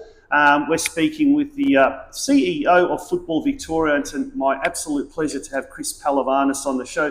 Chris, we're coming from at the time of taping this, we're at Stead Park on Saturday night ahead of the big Geelong Brimbank State League 1 game. Before we talk about that and the season that was, mate, this is your first year at the helm of Football Victoria, and you're always going to be in the public spotlight. But I guess, has the role lived up to what you expected it to be, or something else? Yeah, firstly, thank you for inviting me on the show tonight, and it's great to be here in Geelong. The first year has been, I guess, what I expected. Obviously, a few more. I guess you're never 100% sure what the role is going to entail, but the opportunity that we have in front of us and the game that we all love, football, is probably really what gets us all up every day, and the potential is enormous. And so I think that's what is exciting. We've just recently released our strategy for 2024-28. That hopefully gives us a bit of a blueprint now to really focus in what the key areas of the organisation are going to be, and our key areas, what we're going to focus in the community. I think if I have to sum up my first year, it's been very enjoyable. Learned a lot of new things. Don't always make everyone happy, but that's football. But ultimately, one thing we want to do is improve the perception of football in Victoria, improve our perception of football Victoria, and more importantly, start to make changes that really impact the game longer term and really impact the game for the good. Yeah. Now, a lot of the Geelong region will know you and recognise you as the CEO of Western United, and you come from an AFL background, having worked with Essendon in the AFL. So you're probably well versed dealing with the other sport in a city like Geelong that's very, very parochially AFL. But getting back to that role that you had at Western United, how does that differ to running a club, and albeit an A-League club, as opposed to running a federation or an association with so many different groups and factions and elements to it? How would you compare the two? Yeah, I mean, running a club, having that experience actually holds me in good stead because I'm now aware of, I guess, what the challenges a lot of the clubs have in our game. But I guess it is very different in terms of running Western United to running Football Victoria. The stakeholders, as you just mentioned, are greater. But ultimately, I believe that I think with what I've learned running Western United and also working in the AFL, I'm in a really good position to influence change and really be seen as someone that understands what clubs are going through and can work with clubs. And I've said this from day one, we're either going to succeed together or fail together. But I think everyone will know that we're aligned and we're working together for the good of the game. Yeah. Now, when we talk about the season that was, 2024, in many ways it was very record-breaking as far as numbers are concerned.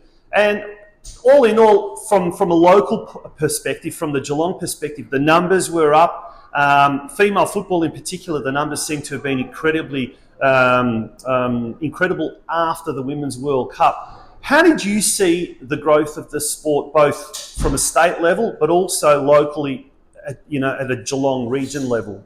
Yeah, we've had significant growth, as you touched on, both overall. I think we're nudging to nearly that 100,000 participant mark. We're just under that.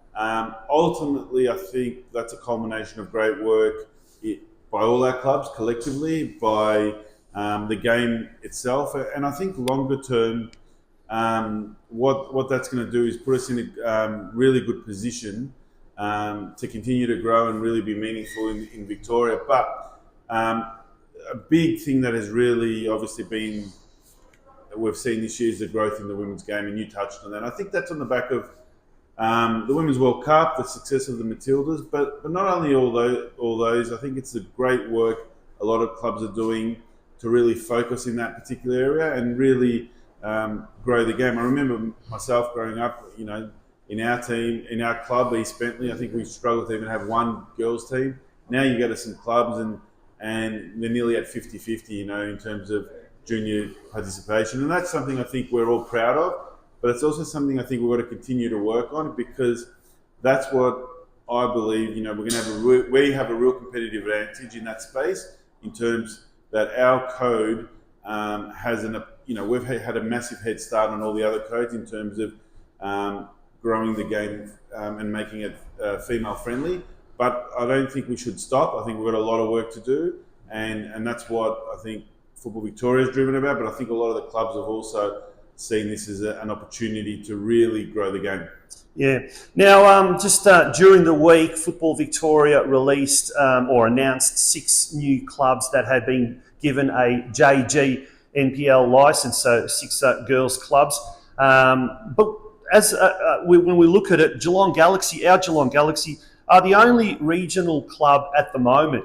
Now, is that a case of just there's not enough quantity or quality of players to warrant that? Or is it just the infrastructure, and I mean the club infrastructure of a lot of regional clubs still need to catch up to that of their metro counterparts? Yeah, I think, look, the female game is growing, and I think if we put everything together, I think we've also got to do a lot more work with our regional participants, and I think that's going to be a key focus of this. I think this is just a point in time, so I don't want to really emphasise the fact that we've only got one regional team in that space. I think what it really highlights is that we've got a lot more work to do. We want to work with our regional partners. We want to ensure that in the next iteration of growth in the female space, that there is regional representation, and that's something that we're driven to do. But I think it's important that we set the right foundations, because we want for that to be really successful. We don't just want to increase regional participation and then have it be a bad experience. So I think that's on us and our regional partners to continue to work hard. But I think in the next 12 to 24 months, we'll see a real big growth in regional representation as well. Yeah, speaking of representation, here in Geelong, we've seen quite a few junior players, both male and female, represent either the state or even Australia. I mean, with Anthony Diddlitz, formerly of North Geelong, and then we've seen Natalie Pickak, who was in the on our show last week. She's at the moment the only footballer, male or female, from the local region in the A-League, be it the men or the women. So we seem to be doing really well at junior level. We've had state representatives, we've had national representatives, but we just don't seem to translate that, collectively speaking, into senior football success here in Geelong. Now, as we speak, we're going to hope that Geelong will get promoted to VPL 2 next year, joining North Geelong. But North Geelong, for example, went from NPL and freefall 2 divisions below, and Geelong Galaxy is sort of stuck in VPLW, struggling to get back up. In your opinion, why is that? And is that something that's happening all around the state, or is it just something peculiarly unique to the Geelong region, that we're just struggling to translate that junior success to senior success? Yeah, I think, look, it's difficult. Regional football has its challenges, and I think those challenges are something that we're also trying to overcome. But I think the game's growing significantly, and with that comes growing pains, and also with that comes, I guess, a bit of a sense of we're the biggest state, in terms of, if you compare us to Europe in terms of the breadth of Victoria, it's a big state, and sometimes what happens there is maybe the talent concentrates together and all that sort of, all those things can happen. But ultimately, I think it comes down to ensuring that, there is a genuine connection between our junior development programs and our senior development programs. And I think that's something we can hopefully work with the clubs to continue to promote that talent through the pathways, and then give those participants the best opportunity to be on that national stage. But all that is hard work, and we have to work with our strong clubs to continue to create those opportunities as we go forward. I guess the next question now is something that's on the minds and I guess the lips of all parents and players in Victoria as the number starts to increase, the registration numbers. But the cost as well is constantly there. And whether it's at, Sept TIDC level, whether it's at just individual club level, the costs just seem to be going up. And we know everything's going very, very expensive, but it was always prohibitive right from the start, from the outset. And that's been something that's been talked about for a long, long time. Where are we with that with regards to the higher costs of playing football as opposed to other sports? Yeah, I think, look, this is something that obviously we're trying to address. I think, our philosophy and our new strategy is to make sure football is affordable for all participants, and making sure that we work with our clubs to ensure if they're charging and there is a real sense of value back to the participant. I think that's critical. The other thing is also to create pathways to allow kids and to have access to all programs, not dependent on how much they can afford. And I think that's something that everyone is aware of, and everyone is working closely together to make sure the game remains affordable. Obviously, there's rising costs of electricity, everything associated with the game, and that puts a lot of pressure on clubs. We understand that. But I think if we work together and we work smarter, then I think most importantly, we can create an environment that allows for all participants to have access to whatever level they want to play at. And I guess the final question there now is 2025. What can the Geelong region and indeed the state look forward to or expect with regards to the football? Yeah, I think holistically, we're going to look to continue to work with our clubs to continue to help our clubs be stronger. I think, in particularly the Geelong region, I think we've got a great working relationship with the leads here in Geelong and the people running the association. And I think with that comes a real ability to understand your concerns, understand what areas that we can focus on to continually improve the game. And I think that's what we're focused on. And I guess from my perspective and my team's perspective, I think we're going to ensure that we continue to work with all our participants in the game, in particular all our clubs in Geelong, and continue to grow the game and work together in a productive manner. Awesome. Now what I'll do is I'll bring back the full screen. There you go. That was Chris PEHLIVANIS, the CEO of Football Victoria, speaking to us. And Steve, what a show! That brings us to the end of our show tonight. Gosh, we're a little bit over time, 5 minutes over time, but nonetheless, it was a jam-packed show, mate. What did you take out of tonight's show? Yeah. Gosh, sorry, I turned my microphone back on. Yeah, look, thanks again, Tonchi, for the opportunity to join your good self again on the show tonight, and everyone tuning in. I hope you've enjoyed it thoroughly. The last show of the season. Lots to look forward to, I think, Tonchi, is what we've got to talk about. We've got the local league finals happening, kicking off in the September month. So looking forward to seeing our local teams contest for that grand final trophy. Of course, looking forward to the NPL Victoria Grand Final doubleheader this Saturday at the home of the Matildas. As well, we've got some slides coming up now. Actually, there is your top four in the women's Div 1, Tonchi, and those top four teams that will be contesting the finals, as well as might be a slide for the men's Div 1 coming up as well in a second. But yeah, looking forward to that. We believe it might be happening at Hume Reserve, Tonchi. Yeah, that's what we've been told. I believe Coerver Soccer Club are already on social media looking for volunteers to help with the final series, which will be obviously the semi-finals this week and then the finals in 2 weeks' time. We'll go through that, actually, the top four. There we go. Bell Park, Surf Coast Armstrong United, and Bowen. This is the men's Division 1. So it's obviously first versus fourth, second versus third. I'm tipping it's going to be a grand final replay of last season. I think Bell Park and Armstrong United will get in. Men's Division 2, FC Leopold finished top, Deakin Uni second, Bowen heads third, and Coerver Bay. So that means FC Leopold, Coerver Bay in one semi-final, Deakin Ducks and Bowen heads in the second semi-final. That's Division 2 men's. And then finally, Division 3, Deakin finished on top. Colac, Otway, well done. Great to see Colac doing well. Eddie Doris there, well known around the region. He was also on the show during the year.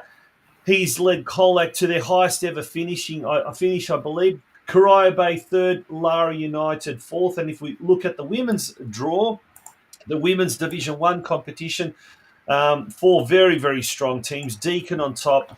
They'll take on fourth placed Ocean Grove. And then Bowen will take on Bell Park in the other semi-final. And then in Division 2, Drysdale, who were a clear standout, they will take on Geelong, the second team, and Armstrong United will take on Lara United's reserves team in the second division semi-final. And as you mentioned, Steve, the Football Victoria doubleheader this Saturday, and this is the reason why all the games are kicking off at 1 p.m. The NPLW Grand Final between Preston and Heidelberg. Hopefully one day we can have a Geelong team in the NPL Grand Final, like we did with Geelong Galaxy in the inaugural NPLW Grand Final many, many years ago. Well, not that many, but that was it. And the men's final sees South Melbourne against the Oakley Cannons, two heavyweights of the local region. But Steve, you may have a little bit of a role to play on Grand Final day.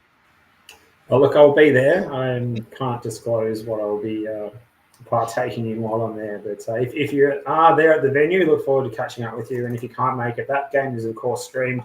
Very good production too, like 3 different cameras operating and various commentators, touchline reporters. Very well-produced publication, that one. So we've got the women's game, that Heidelberg Preston. That should be a beauty too. Clubs with big support, big fan bases at 3:30 in the men's. The rematch of the Doherty Cup final that went all the way to penalties. Perhaps we'll get a winner earlier in this one. Perhaps maybe Oakley could get revenge over South Melbourne for that shootout defeat a month or so ago. But yeah, it's going to be a great occasion. And look, good to chat about junior development tonight with Stuart BEGG and ADRIAN LEIJER as well. And you know, a lot of it, the crux of it came back to coaching, didn't it, Tonchi, from both of our guests there? With 100%. And if my wish list for 2025, if nothing else, is that the clubs, the coaches, parents, the administrators, they speak to each other a lot more. And as I said, on the field, we can be the biggest of rivals. Off the field, we need to work together. It is an election year as far as the local council elections are coming up. And you know what? What's good for the goose is good for the gander, as they say. what's good for one club will inevitably mean that the sport will benefit as well. And if it means that a club in the south is getting funding, applaud that if you're in the north and vice versa. Let's all work together because we've got the potential. Let's realise that potential. On that note, I would sincerely like to thank Joe Ormino, the CEO of the Gordon, our major sponsor this year. I'd sincerely like to thank all of our big sponsors this year. Coerver Coaching, Highland Turf Sales, they were the big ones. And we had a whole heap of other businesses as well support us. Sincerely thanks to the Barwon Soccer Club, who sponsored a total of 3 episodes. Bell Park, who sponsored 2 episodes. And Geelong Rangers, which sponsored 1 episode. And I must say it was through Geelong Galvanising. So a big thank you to Geelong Galvanising as a business which wanted their sponsorship to be done through the club. So thank you very much to them. To all the other clubs, to all the other small businesses around the region, jump on board. We do need your support, and we can make 2025 a huge, huge year. And we'd love to have 30 episodes next year. But do get in touch with us at communitymediasports@gmail.com. Also through our Facebook pages, our Instagram pages, our Twitter account, our YouTube channels. There's many, many ways you can get in touch with us. And finally, to you, Steve, you've been a big part of the Geelong Region Soccer Show over the last few years, and you've moved up to Melbourne. You're still involved in football, but we thank you sincerely for coming back to make our 150th episode so special. And, mate, thank you so much. Thanks very much, Tonchi. Good to be able to come along and join you on the great show and help you blow out the candles for the 150th celebrations. And many thanks. And, mate, long may the show continue and keep up the great work. Good on you, mate. That takes us out for season 2024. There's still a lot of football left in 2024, but we look forward to being back maybe late February, maybe early March. It all depends on our sponsors and our advertisers. And once again, a sincere thanks to everyone who has supported the show, not just in 2024, but over the course of these past 6 seasons. And also, obviously, remembering in great memory, one of my co-hosts, original co-hosts and co-founder of the Geelong Region Soccer Show, the late Andrew Shears as well. On that note, good night and thank you very much. Bye-bye.